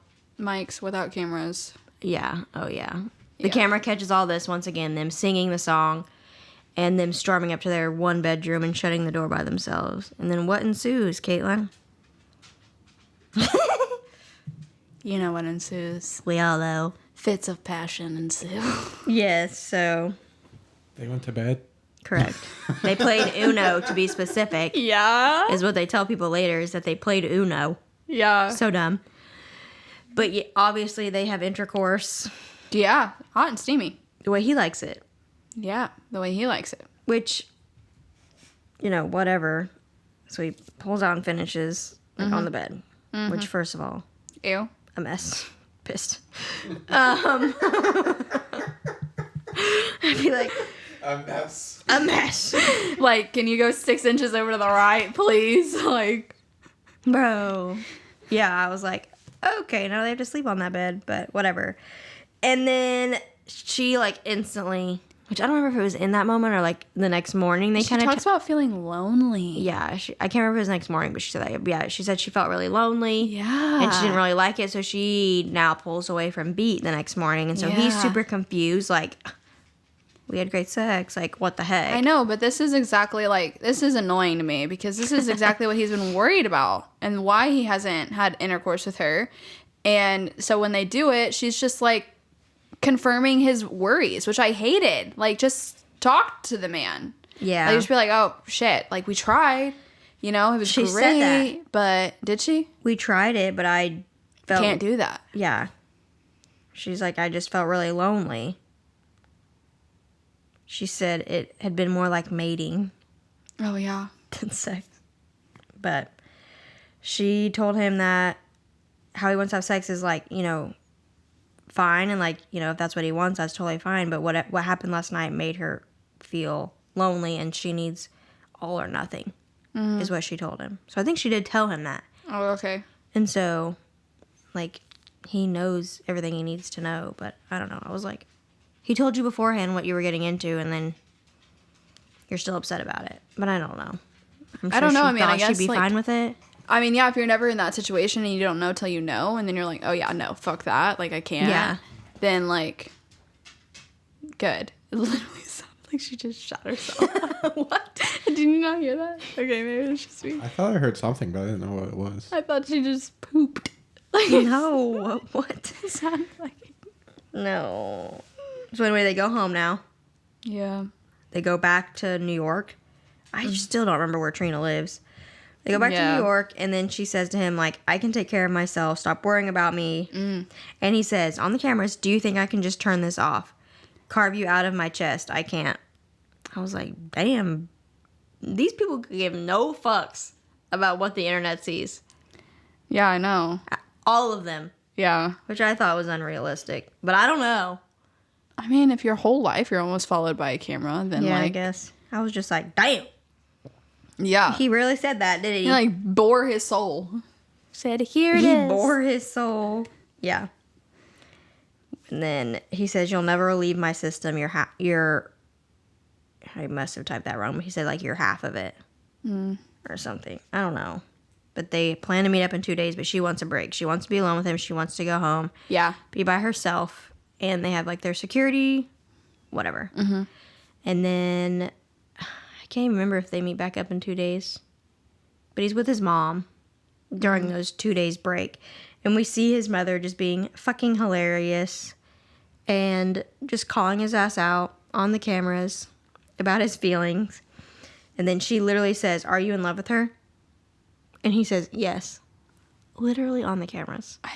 I also I don't know. That's a lot for me. I feel like they haven't spent that much time together. Yeah. I mean, I don't know. Part of me believes in love at first sight, and part of me also thinks that, like, when you know, or whatever. But I just did not feel it. Like, and it's, I mean, there's romances out there where you feel that. Like, when they say it, you're like, yeah, I know. You know, like, that's obvious. But with this, it just, like, it fell flat for me. It fell flat. I liked the conversation. Like, I liked her. I liked the mom. Yeah. She's great. And, like, calling him out on his shit was great. But also the boldness in front of the cameras is, like, God bless. Yeah. Like, can you leave? like, You're like, "Mom, stop talking." like, can you just text me or something? For real. Like, can we just Wait till nighttime? Yeah. Mom? Well, I mean, he did go there. But I guess he was going there to work on foundation stuff, right? Yeah, like Yeah. the foundation they have together. Yeah. But then they're still on their 2 days off. He goes to, like, his friend's party. Uh-huh. And Melody goes to her, like, Bocce game. yeah, it's like the last one? Yeah. Tournament final? I don't know. Whatever. She goes there, and they think that's going to be really big for the social media stuff. And when he goes to the party, I really liked his friend. Vance. Yes. Yes. Like, when we first met him, it was just kind of like, whatever. But he Yeah. was fucking hilarious at the end. He is. I was like, oh, my God. Yeah. Because then, like, when he meets him, he's like, "Why are you here? Yeah. Why aren't you at Melody's thing?" Yeah. Because Melody said, "I don't want to see you until this certain day." So he was trying to respect that. Whatever. And then he was like, "Wow, like, you've been hiding yourself from me all these years. Like, Yeah. I could tell on the camera that you've never been yourself. Like, I Yeah. always felt that, but now I know it for a fact because I've watched you." I mean, and, like, good for him. Because he could have been like, "No, fuck you, get out of my party," or whatever. Like, you've been a dick kind of Yeah. thing. But he's like, "Man, I missed out on this. I don't want to miss out anymore," type thing. Yeah. Yeah. Well, he's like, "You can be open with me," kind of thing. Yeah. And then they kind of talked him into going to Mel's bocce game. Yeah, and all of them go. The whole party. The whole party just gets up which and is goes. hilarious to me. Yeah. Which I don't know how many people are at this fucking party, but I'm picturing, like, a house party. Yeah, like a full-on, like, there's bodies everywhere. Yeah. Yeah. And so B and two of his other friends paint on their chest, like, MEL. To, yeah. like, be the cheerleaders of this game. Mind you, it's December. In New York. So it's gotta be cold. And they're It's just freezing. not wearing clothes Yeah. outside. Which I thought was really hilarious. But they show up. Of course, she's super excited. I Yeah. think she hugs him. Runs and hugs him. Or he runs to her and hugs. Whatever. Yeah, there's, like, an actual, like, meeting. Smack. Yeah. And so, whatever. She plays the game. And then Vance and Mel's coworkers are getting, like, talking to each other and getting getting close. friendly, yeah. They're all drunk as shit, I'm sure. Yeah. Yeah, and so then they're like, "Bro, let's go to the park and let's have a snowball fight." Yeah. This is my favorite scene. Okay, that's The fair. snowball fight. Yeah. It's cute. And so they go to this big park in New York and have a snowball fight. Weird thing, though. On the way to the park, Okay. B asks her if she wants to have children. Yeah. You want to have children? I was just like, motherfucker. There's no privacy here. Well, just not even that. Like, you haven't seen her in 2 days, and, like, that's the first thing out of your damn mouth? Not, "Hey, I love you." Not, "Hey, let's try to make this work. I'm sorry you felt lonely." Not anything. Yeah, like, You want hey, children? Like, I'd be like, "You gotta work on yourself, come buddy. inside me for that, motherfucker. You think you can handle that?" like, just like, what kind of question is that out of the blue like that? I was just like, what are you doing? He just has no brain. No, he just says whatever comes to his mouth when it comes to Melody. He just, like, word vomits. That pissed me off for some reason. Yeah, I don't I mean, know a why. question like that would piss you off just in general, But I feel I think, like. right before that, no, not the question, but but I think, like, right before that, they were like, "Oh, yeah, let's be friends." I mean, And then I'm just like, you're giving me some mad mixed signals, sir. Yeah. And I'm sure that's how she felt too. She's like, Yeah, just like that one scene, like the whiplash, like yeah. where they're like doing stuff and then he just stops. I feel like he's just like that the whole time. Yeah. He's He's like, on, off. Super on, super not having it. Yeah. I'm like, bro, I need you to pick a damn side. He's edging his life. I guess, bro. He's taking that shit to the extreme. There you go. You wanted his input. You got it. I You love told me it. to talk more. So. No, I love it. But, oh, God. So they go to this snowball fight. Yeah. Oh, yeah. Okay. What? I just remembered something from like way far earlier, and I just remembered it right now. What? Okay, so you know the one bed thing? Like Yeah. you joked about the one bed trope. When they get back home, there's like a horde of people waiting for them, and there's a sign, and this guy is like the only one bed trope IRL, and I was like, Tessa not only put a one bed trope, She called but herself out. called herself out to make up for the fact that she put in a one bed trope. I said, what? How many layers of this shit is there? Really? But It's I like meta as hell. died. I thought it was hilarious that she called herself out by using like a minor character. I thought it was hilarious. Yeah. Anyways, That was funny. I Snowball think that fight. was when the plane landed. yeah. But yes, before the snowball fight, he asked her, what are the stakes of this snowball fight? Is there a prize? What does that remind you of? If you don't know? Is it the next book that we're going to talk about? Nope. Is there a prize? What do Conrad. I get? Yeah. Yeah. The McDonald's cheeseburgers. Yeah. What do I get if I do? In the first season, too, when they're swimming and she's like, you need to quit smoking or whatever. like- And he's like, well, what do I get if I do or something? Yeah. What will you give me if I do or something like that? So that reminded me of Conrad. So he's saying Conrad things, Fox things, Mr. Darcy things. Yeah, And he he's- should be a man that I'm in Literally, love it's with. like- That's Yeah. the trifecta right Really, there. it's like your Darcy, Fox, and Conrad? it's like your favorite things. Why do I not like him? I don't know. It's so funny to me. Yeah, I bet you were loving that. I was like, oh my God. Well, I didn't know you didn't like him until just now yeah, because we didn't talk about it. I I know. thought you would like him. I know. So it's funny. But whatever. They do the snowball fight. He decides he's going to stop hiding stuff from her. And then they go back to her place, talks. He tells her about all the blackmail stuff. Yeah. So he finally tells her all about the blackmail stuff, why he needs the money, blah, blah, blah, about his dad and all that stuff. Mm-hmm. No cameras. They ran away secretly. So, Yeah. like, his friend Vance and her, like, coworker dressed up as them and ran away so the cameras and the crowd would follow them and that they could sneak away. Yeah. They, like, swapped them clothes. It was cute. But they go home, chat, have intercourse. And he does it, people. And so she doesn't feel so lonely.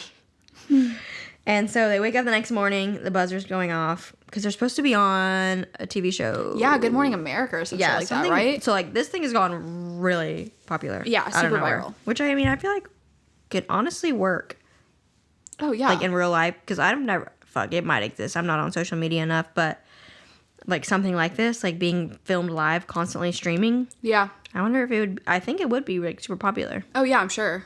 But they're waking up. They're getting buzz. Big Brother's a thing. Huh? Big Brother's a thing. Shit, the live streams. Yeah, people watch the live streams constantly. You're right. And I mean, people on like Twitch and stuff will do like live streams of their just like 24 hours. So it's just, That's like, true. So People yeah, will watch anything. you're right. I'm just an idiot Well, I because wasn't, I've never watched them. I guess wasn't is going to why. call you out. I was just going to be like, yeah, they are I mean- successful. Yeah, I guess. Yeah. I just never watched them. I guess there's no one I've cared to watch brush their teeth. I mean, honestly, there's not anyone that I would watch like a full, but that's, I'm trying to think of somebody. I'm like, but yeah. no, I'm too busy. For real, I'm also like the people at the prison are watching it, or like people during the day are watching. I'm like, you be working? Yeah. Like, what do you do? Because I can't watch shit at my work. No. I'm like, I'm No, I busy. definitely can't watch stuff at I'm my just like, work. how are this many people watching? What you be doing during the day, people? Yeah, literally. So that made me laugh too. But they're getting ready, or their buzzer's going off, or whatever. So they think it's the producer to come get them to go to the Good Morning America show, right? They literally like open the door, Yeah.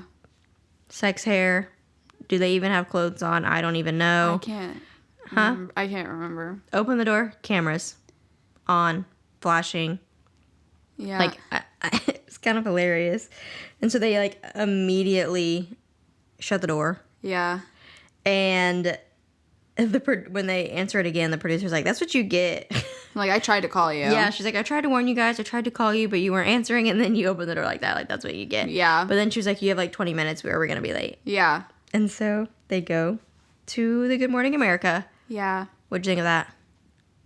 Do you remember? The surprise that happens? Where they bring out the surprise guest? Yeah, but even before that, what's his face? B. Do you remember what he was thinking? Mm-mm. He was like, I'm going to propose to her on Good Morning America. Oh, yeah.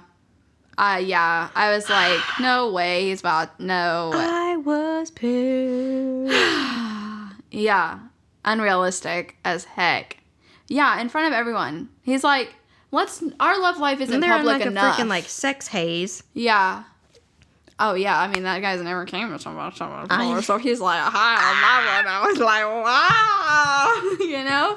Let me marry her. No. Put that shit away. No, I forgot because It's so dumb. it was so dumb. My brain was like, that's not going to Ignore. happen. So it doesn't happen. He doesn't doesn't propose, happen. and then a secret guest comes out. Who is it? Fletcher. Blancher. The fucking drummer. So he knows who it is, obviously. He Yeah. knows that's his birth dad. But, which I knew was obvious, the Good Morning America special guest or whatever. I was like, Oh, really? No, that shocked me. God. Oh. Yeah, it did shock me. So I took, I listened to this as an audiobook. So whenever I had notes, I would just record myself talking on my phone. The recording for when I found this was chaotic as hell. I stopped it as soon as they said Fletcher, and I was like, they just pulled up Fletcher on Good Morning America. He's going to ruin everything. There's not going to be a third night breakup. He's just going to ruin everything. He's going to tell everyone on the live stream what's going on. And I was tripping balls. Damn. The most emotional in this book I've been is when Fletcher came out on stage, and I was like, but it wasn't that dramatic.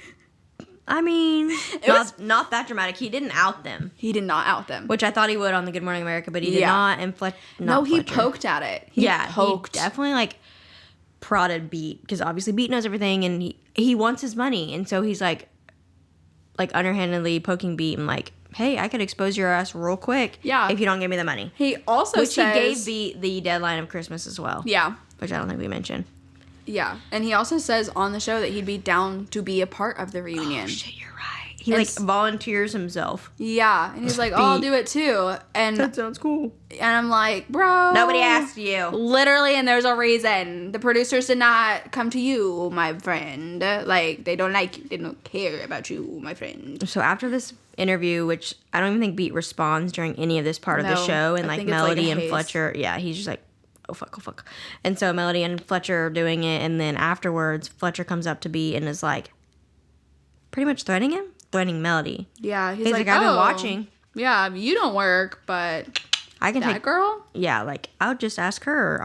I don't know. It doesn't, like, threaten her life. But he's like, I'll ask her for the money. I bet she'd pay or something. Yeah, like, she'll do whatever it takes to protect you. Like, yeah. So then he's like, oh, we're not dating. He's like, it's all fake, dude.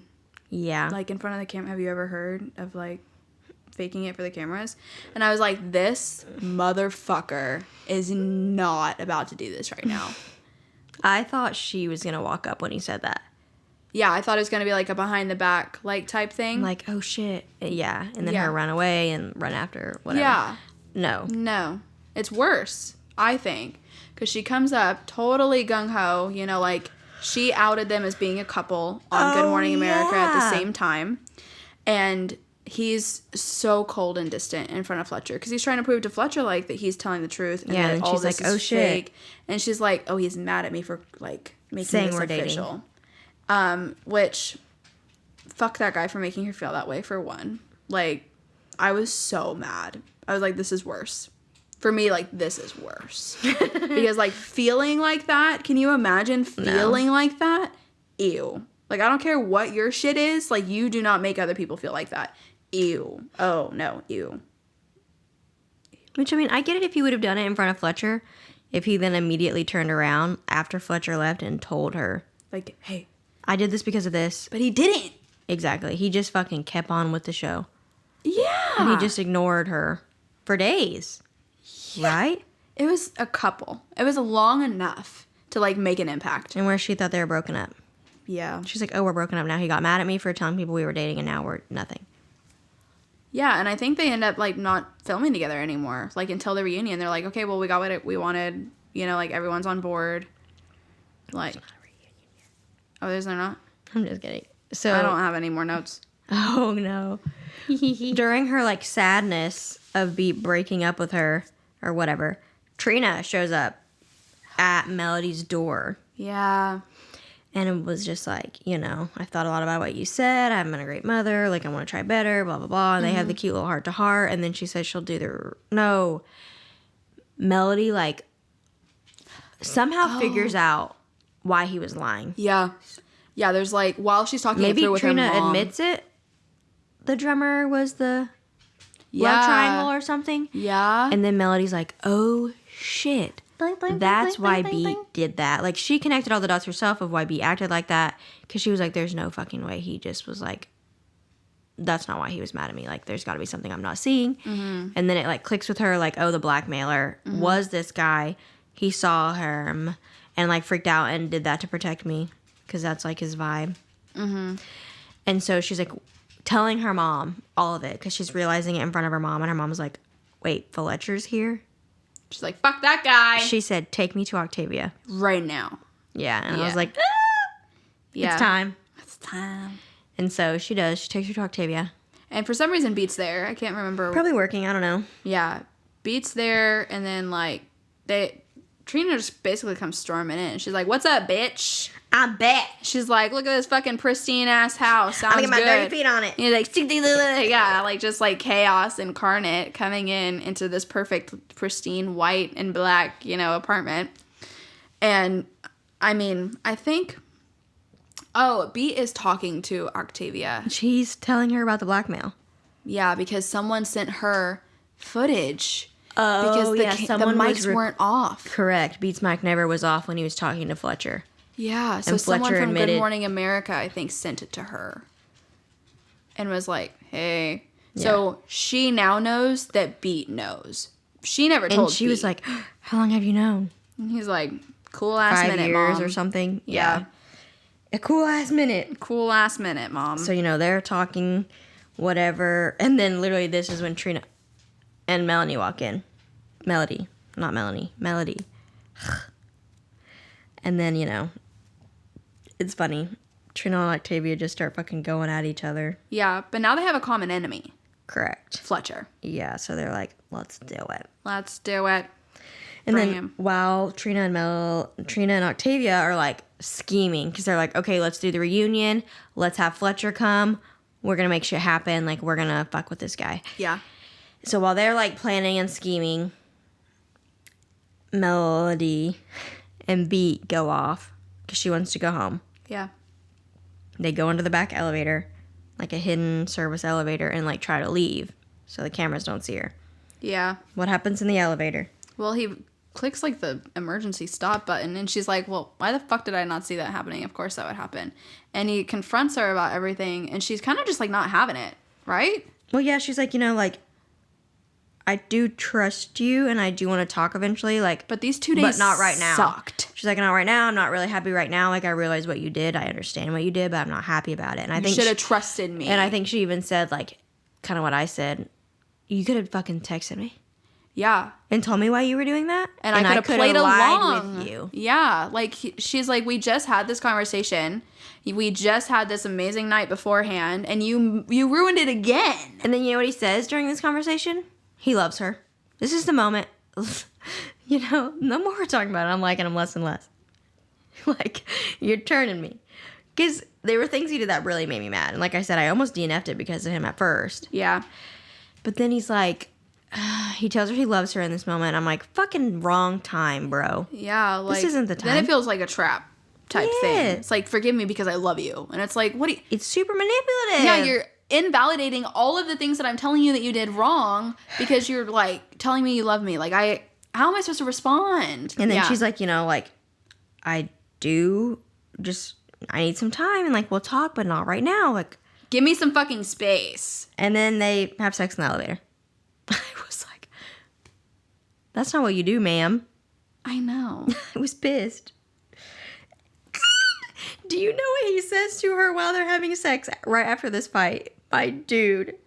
In the middle, he says, God, I would love to get you pregnant someday. You know that? Can we just work on ourselves first before talking about Words cannot describe my rage. She's fighting with you. He's just saying the most manipulative shit to her. Trying to, like, break her down. Like, she just said, leave me the fuck alone. And then they're literally fucking. And then he says that. I was just shocked. Shocked. Not shocked because it came out of his mouth, but whatever. She leaves and says, I'll see you at the reunion. At this point, it's the 22nd. So, they'll see each other at the reunion. So, right before the reunion, we jump forward to the day of the reunion. Octavia, her husband, which... You don't believe? Huh? You don't believe? No, like, not necessarily that, but Octavia, her husband, and Beat are in this car on the way to the reunion. And from what Beat's perspective, it seemed like his mother was telling the dad at this moment. In this moment. Yeah. You had 2 days, bitch. Yeah. And you decided to do it right before a public event? Yeah. I thought that was weird as shit. Yeah. And, like, I get she wanted it to be, like, an on-page scene we kind of saw. But then in, like, reality, I'm like, you waited 2 days. Yeah. And also bad timing. Very bad timing. But I can kind of see, like, how Tessa Bailey wanted it to be a scene that we saw, but whatever. Oh, I'm not going to lie to you. The end of this book, like, from here on, I was crying a lot. Are you serious? I was literally crying a lot. I know. You can't. Yeah, you don't cry. No, I think I was on my period. What?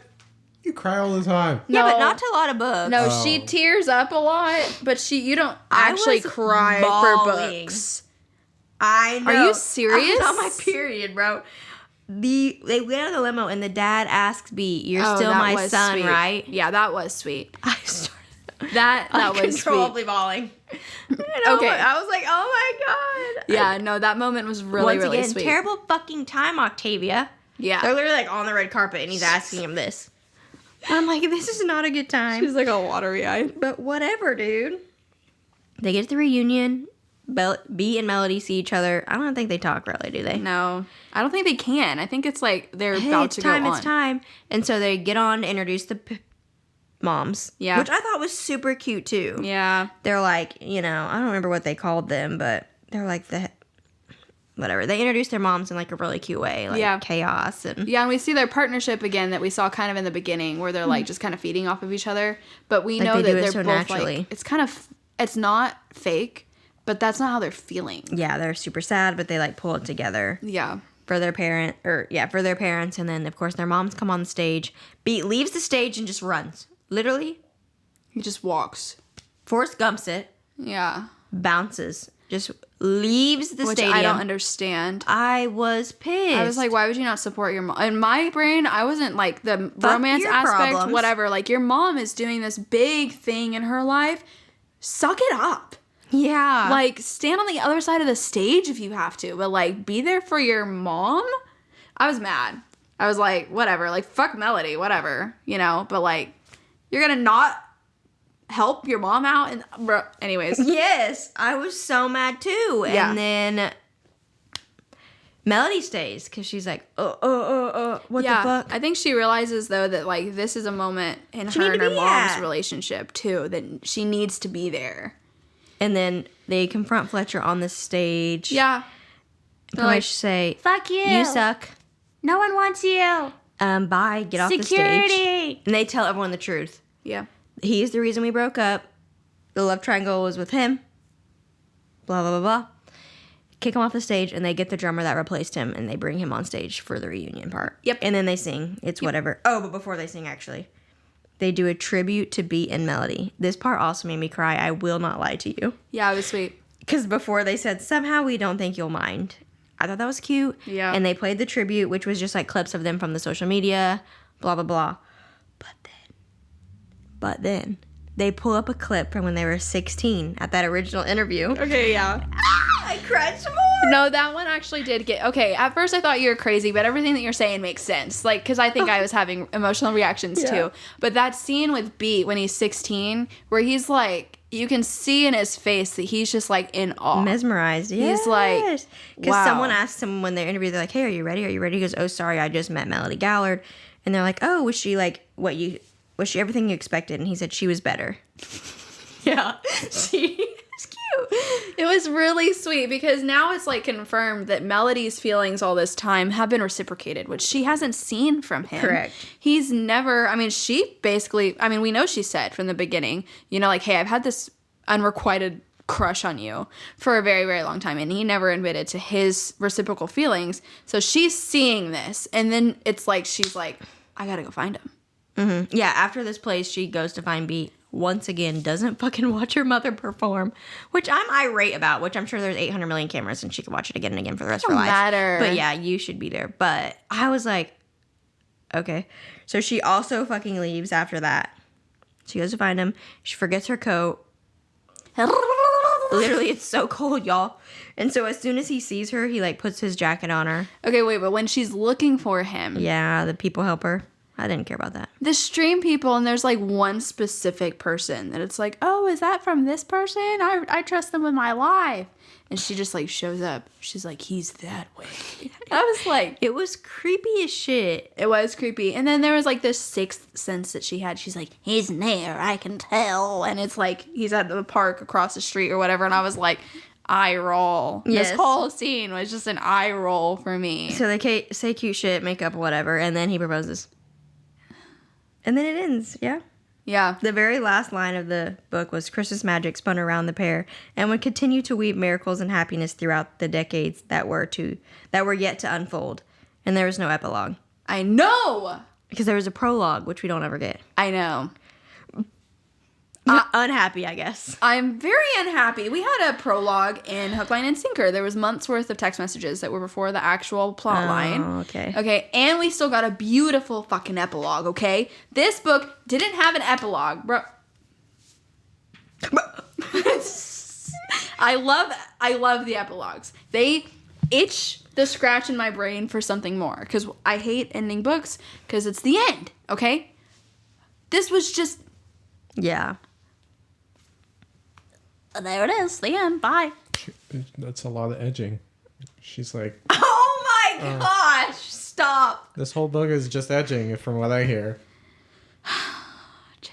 Most books just end and you don't get the later. Like you get like, okay, we're proposed, they have their happily ever after. Use your imagination. Fade to black, show the name. Play that happy song. Hannah Montana, right? Yeah. Yeah. So there's no epilogue, which was really sad. But, you know, whatever. Gosh. I felt like this book was like a Christmas Hallmark film put into a book. Yeah. Like even Very like with the much. narrator, the way it would talk felt like a Hallmark movie narrator. Mm-hmm. And like we said before, like it didn't really feel Christmassy. It felt winter. It felt just winter vibes. Yeah. Yeah, Christmas was just like the deadline for everything to happen. But yeah, I agree with you. So what did you rate it? I had a struggle rating it because I almost DNF'd it. I know. But the end also made me bawl my fucking eyes out. Yeah. So I was like, what? Like, Yeah. usually if a book makes me cry, I rate it pretty high. But I really hated it at the beginning, so I didn't know. So I think I might just settle on like a 3.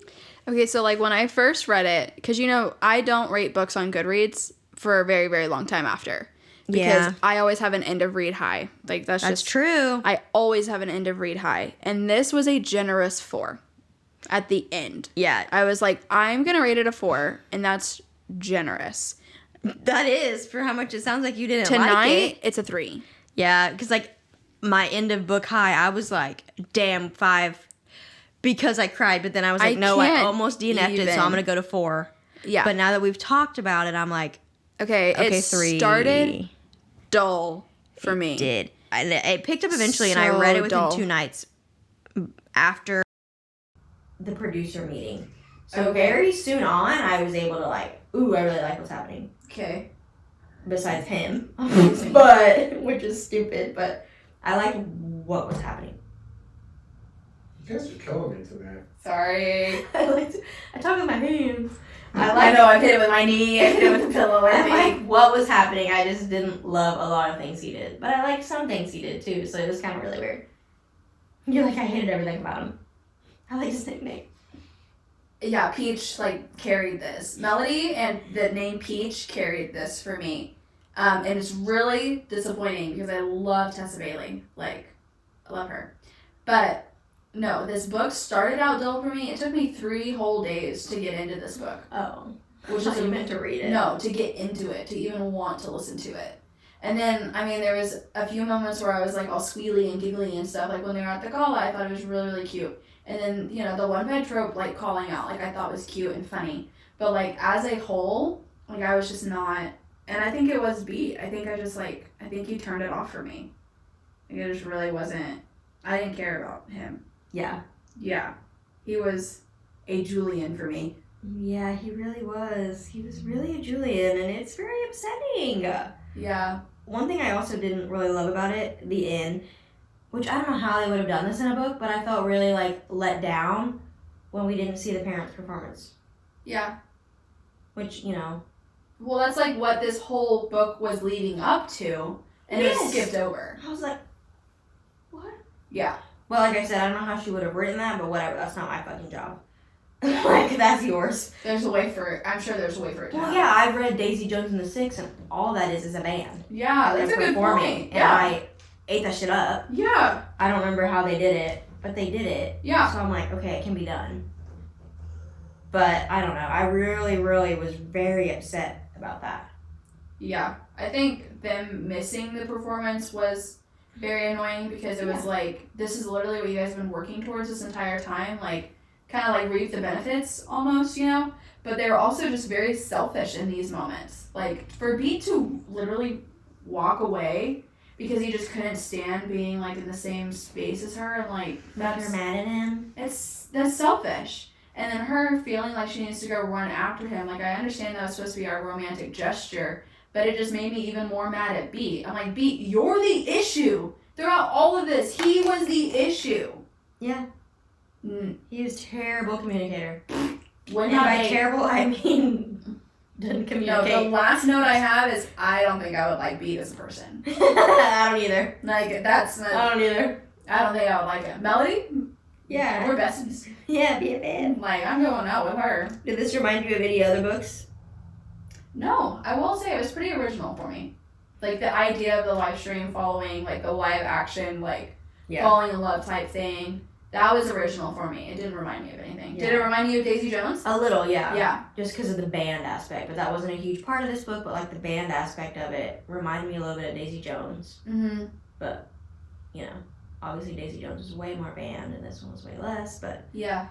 And then, of course, I've kind of mentioned, like, the characters remind me of characters from another book. Like, Yeah. the plot, not necessarily. No, I think the plot was pretty original. Yeah. And At I least from think what I've read. the plot was done well. The story was done well. I just did not have a connection with the character. And it ruined this story for me. Which is upsetting. Yeah. It is. I thought she would have learned from Secretly Yours. Yeah. She did. I mean, she's just busting him out so quick. And I don't want to say, like, that they're losing their touch because of how quickly she's coming out with some these people books. would dare say they are. But a lot of people actually on she the came out internet with 4 dare say they are. books in 1 year. Really? Secretly Yours and Unfortunately Yours were earlier this year. Yeah, and then Same time next year. same time next year, and this one all done within a year. That's crazy. And she has at least two projected for early next year. Like, that's a lot. By June, yeah. That's a lot. Yeah. She's just like typey. Yeah. Is she married? Yeah. Oh, okay. And then, what was your favorite part of the book? Did you have a favorite part? You said it already. Oh my god, I forgot. I think the Santa scene. That's right. It was just chaotic as hell. Yeah. I just thought it was Mine hilarious. was the snowball. Just because I was like, bro, that sounds so fun. Yeah. And they're talking about being like a yearly tradition. Yeah. This and this. I was like, that is so cute, so fun. Yeah. Did you have a least favorite part? And don't say all of it. I mean, I think Melody was really, really good about being emotionally vulnerable this entire time, and he played at it, and then, like, literally 24 hours later, he fucked something up. So that was really, really annoying for me, because it felt like anytime they made any sort of connection that was actually, like, tangible, he did something to fuck it up. Yeah. And that was frustrating. Because usually there's a little bit of back and forth action. Like, they're both a little, you know, fucked up in the head. And there's, like... Yeah, they both have things to work on. No, I mean... But she also said at one point, you know, because of her past with Trina, she's had a lot of... I'm pretty sure, actually, that was this book. Shit. I'm getting it kind of confused with another. But I'm pretty sure she said she's had, like, a lot of therapy in her life. Mm-hmm. And so I think that has helped her with her communication skills. Yeah. I mean, part of him is always, like, really open about his communication, like, but in the weirdest ways. Like, in his feelings towards her, he's very open, but in his own insecurities that causes him to pull back, he's not open. Mm-hmm. So it's, like, frustrating seeing that he has the capability to be emotionally vulnerable, and he's, like, choosing not to in these moments. Yeah, it's he's just, like, picking and choosing instead of just being it. Yeah. I can see that. Now I'm trying to think of my least favorite part. I don't know. Actually, his weird controllingness. Yeah. Like his, like, man cavey thing. Did you like anything about Beat? I think him sticking up for Melody when he was young is really cool. Okay, yeah. But 30-year-old Beat, no. But no. Okay. I feel like I did like some things, but... No, and I also can tell when people are surface level. So, like, I think how everyone, like, loves Beat, and, like, he kind of seems to fit, like, a role for everyone in a specific way. I don't think that would work for me in real life either, because I think I'd be able to see that. Yeah. Like, I can tell. It's kind of like Elsie in that way. Yeah. From Love Theoretically. But Elsie does it in a wanting to be perfect for everyone kind of way. He does it in a, like, I don't want anyone to know me, I want to be my own person kind of way. So I feel like it's a little different. But yeah, there are different faces, like with what we see with Elsie. Yeah. I think I just, I don't even remember what I was going to say, honestly. What you like or did not like about him? Like, that's right. I said don't like his controlling, well. Yeah. So that was my least favorite part of the book, so I guess that's also something I didn't like about him, but. Yeah. I'm trying to think of something I liked about him. I mean, reading the book, there were things I liked about him, but at this time, they're not coming to me. Yeah, I mean, honestly, we just finished this book a couple weeks ago. You and I both finished around the same time. Yeah. And, like, writing these notes, I remembered stuff. But, like, if I didn't have this in front of me, and if I didn't have you to remind me, like, what could I tell you? Yeah, that's true. What could I tell you? It just didn't stick with me. It didn't stay. I could see that. Yeah. Yeah, I could definitely see it being one that didn't stick with me, even though it made me cry. It's Goodreads was 3.6. That's earned. I think that's... I think that's... Do you think that's We're not high? going to do this shit again, are we? What? What do you think? I think that's high. Okay. I mean, because just as like a stepping... You know the Goodreads Choice Awards? Yeah. They have to have at least a 3.6. Oh. So, like, that's like the benchmark. A 3.6? Yeah. I feel like it's a low benchmark. Right? I don't know. A lot of people would, a lot of people complain about that awards anyway, but I mean, it's whatever, but that is the benchmark. Yeah, there was a lot of controversy over the Goodreads awards this year. There always is, dog. I mean, I guess I just paid more attention to it this year because, like, there was actually books on there that I had read. Yeah, but, and you're like, let's go. Yeah, but... So that is their benchmark, though. At least a 3.6 to be nominated. So, I mean, I think in Goodreads' mind, that's high. I mean, I don't rate books negatively on public platforms like that. Like, if I think it's a 1 star, I'm not going to put that on Goodreads. I will if I hate it.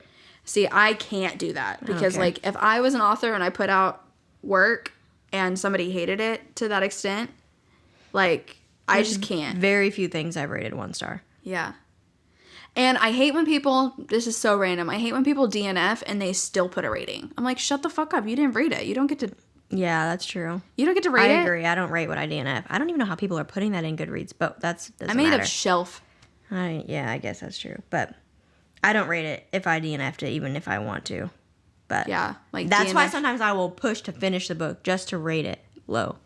I've done that many times. I feel like you did that with that Neil, what's his name? Neil Goodman? What's his name? Neil Gaiman? Thank you. Oh, the ocean at the end of the lane? Yeah, didn't you do that with that one? I did that It's one. only like 100 pages. I think you just pushed through. It took me a while to push through that one, and I only Same. did it to prove you wrong, because I think you said that I would hate it, and I was like, no, I'm going to love it.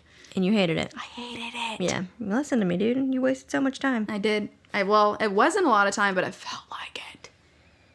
I felt like it. Okay, well, some of you may be relieved or not relieved to hear this, but this is the last Tessa Bailey for a while, probably. For the foreseeable future. Yeah. Yeah. I think I'm ready to do something else, too. Oh, yeah. I'm ready. Especially because... Yeah. Yeah. This one wasn't my favorite. Secretly Yours wasn't my favorite. Like, I'm interested to read the ones that are coming out, but I don't know. Yeah. I'm not excited about the golf one. No offense to... Oh, people who Fangirl golf. Down. I'm excited for the other one. Au Pair Affair. Yeah, but I think that's coming out in the summer, so we got a while. Yeah. But we'll see. And I don't know if we want to read them together and then cover it, maybe. I mean, we need a break from Truly. Tessa, for sure. So, what are we reading next week? Oh, my Or next God. time, not week. Yeah. Bi-weekly. Yeah, whatever. But we are reading one of my all-time favorite books, Every Summer After, by Carly. Is it Fortune or Fortune? I say Fortune. Okay, I've heard it pronounced multiple ways. But yeah, Every Summer After. It's her debut novel. I read it last summer. I think I did do a reread of it almost as soon as Did I you? finished. Okay, so I listened to it on audiobook. I'm not going to say too much. Never mind. Tune in next time. I was like, wait, what? Okay, yeah, we'll talk about it next time. Just before we go, if you're following on YouTube, it'd be nice if you subscribed and leave us comments. Especially like if you have like, we kind of want it to be like a book club if you have comments on the book, what your thoughts were, or like For sure. things we've said, if you agree or disagree, like we would love to have your feedback and like Yeah. talk to you about it. Because like, yeah, it's fun to talk about it, but it's fun to talk about other people. Obviously, everyone has a different opinion, so that would be really fun. Yeah, one of my favorite parts of this podcast is like friends from work or like even my mom will like come at me and be like, okay, so you said this, but I think this. And it's like, man, I want there to be like some record of this for like other people to enjoy in it Yeah, too. like they come to us privately and respond to us, And which is fun too. But Yeah, I love it. And I actually don't get tired of talking about these books. Like, even if it's a book I don't like, I actually might prefer that. because we can shit on it together, okay? Like, let's shit on these books together. Or if you liked it, that's cool too. Prove Tell me me about wrong. it. Yeah. Tell me why. I'm easily swayed. Same. Like I came into this liking this book today, and then I've ended this not feeling as great about it. So that's interesting. Sorry. I'm easily swayed. So please do that. And then we have an Instagram. Yes, prepare yourselves. It's very long. At Our Book Boyfriends Podcast. Please join us there. We love seeing new people on there. And we post funny clips. Of like, yeah, short clips of what we say on here. But we also just did a giveaway recently. Yes. And they won this book. And some other books that we're going to Yes, cover. they won this book, the book for next time, and the entire Dreamland Billionaire series, which I am so excited for us to get Yes. into. So there's a little sneak peek into the next couple of weeks. Yeah. And if you're on the if you're listening like on Apple or Spotify, if you could like rate it and review it, that'd be great too. Yeah. But that's all. That is all. Thank you so much for listening. Thank see you for you next joining time. us. Bye-bye. Bye. How do I introduce ourselves? You say, I'm Kate. Okay. Don't put that in there. Yeah, like here? Okay. What about me? I just did. No, I'm done. I talked enough. Can we hear you on your mic? Probably not. If I talk, Yeah. Okay, because I like your commentary. I'll talk. Okay. Yeah, don't. Yeah, you yell at us as you're like. I'm like, what Well, the fuck are you saying? This one, like, those are like, has a really big pattern, like, you can speak into. This Okay. one I have to be, like, right here to be able to be heard. Oh, that's annoying. So you're just like, I'm gonna make a small comment and then shut the fuck up. So, okay, I It's get also it. not my show, so. But we like you. Thanks. Okay. So, beginning, we fucked around. Do we have to do that again? No. Okay. If it That was lets more you for me. reset, Yeah, no, that was more for me. And I'm back. What did we just say? The gym?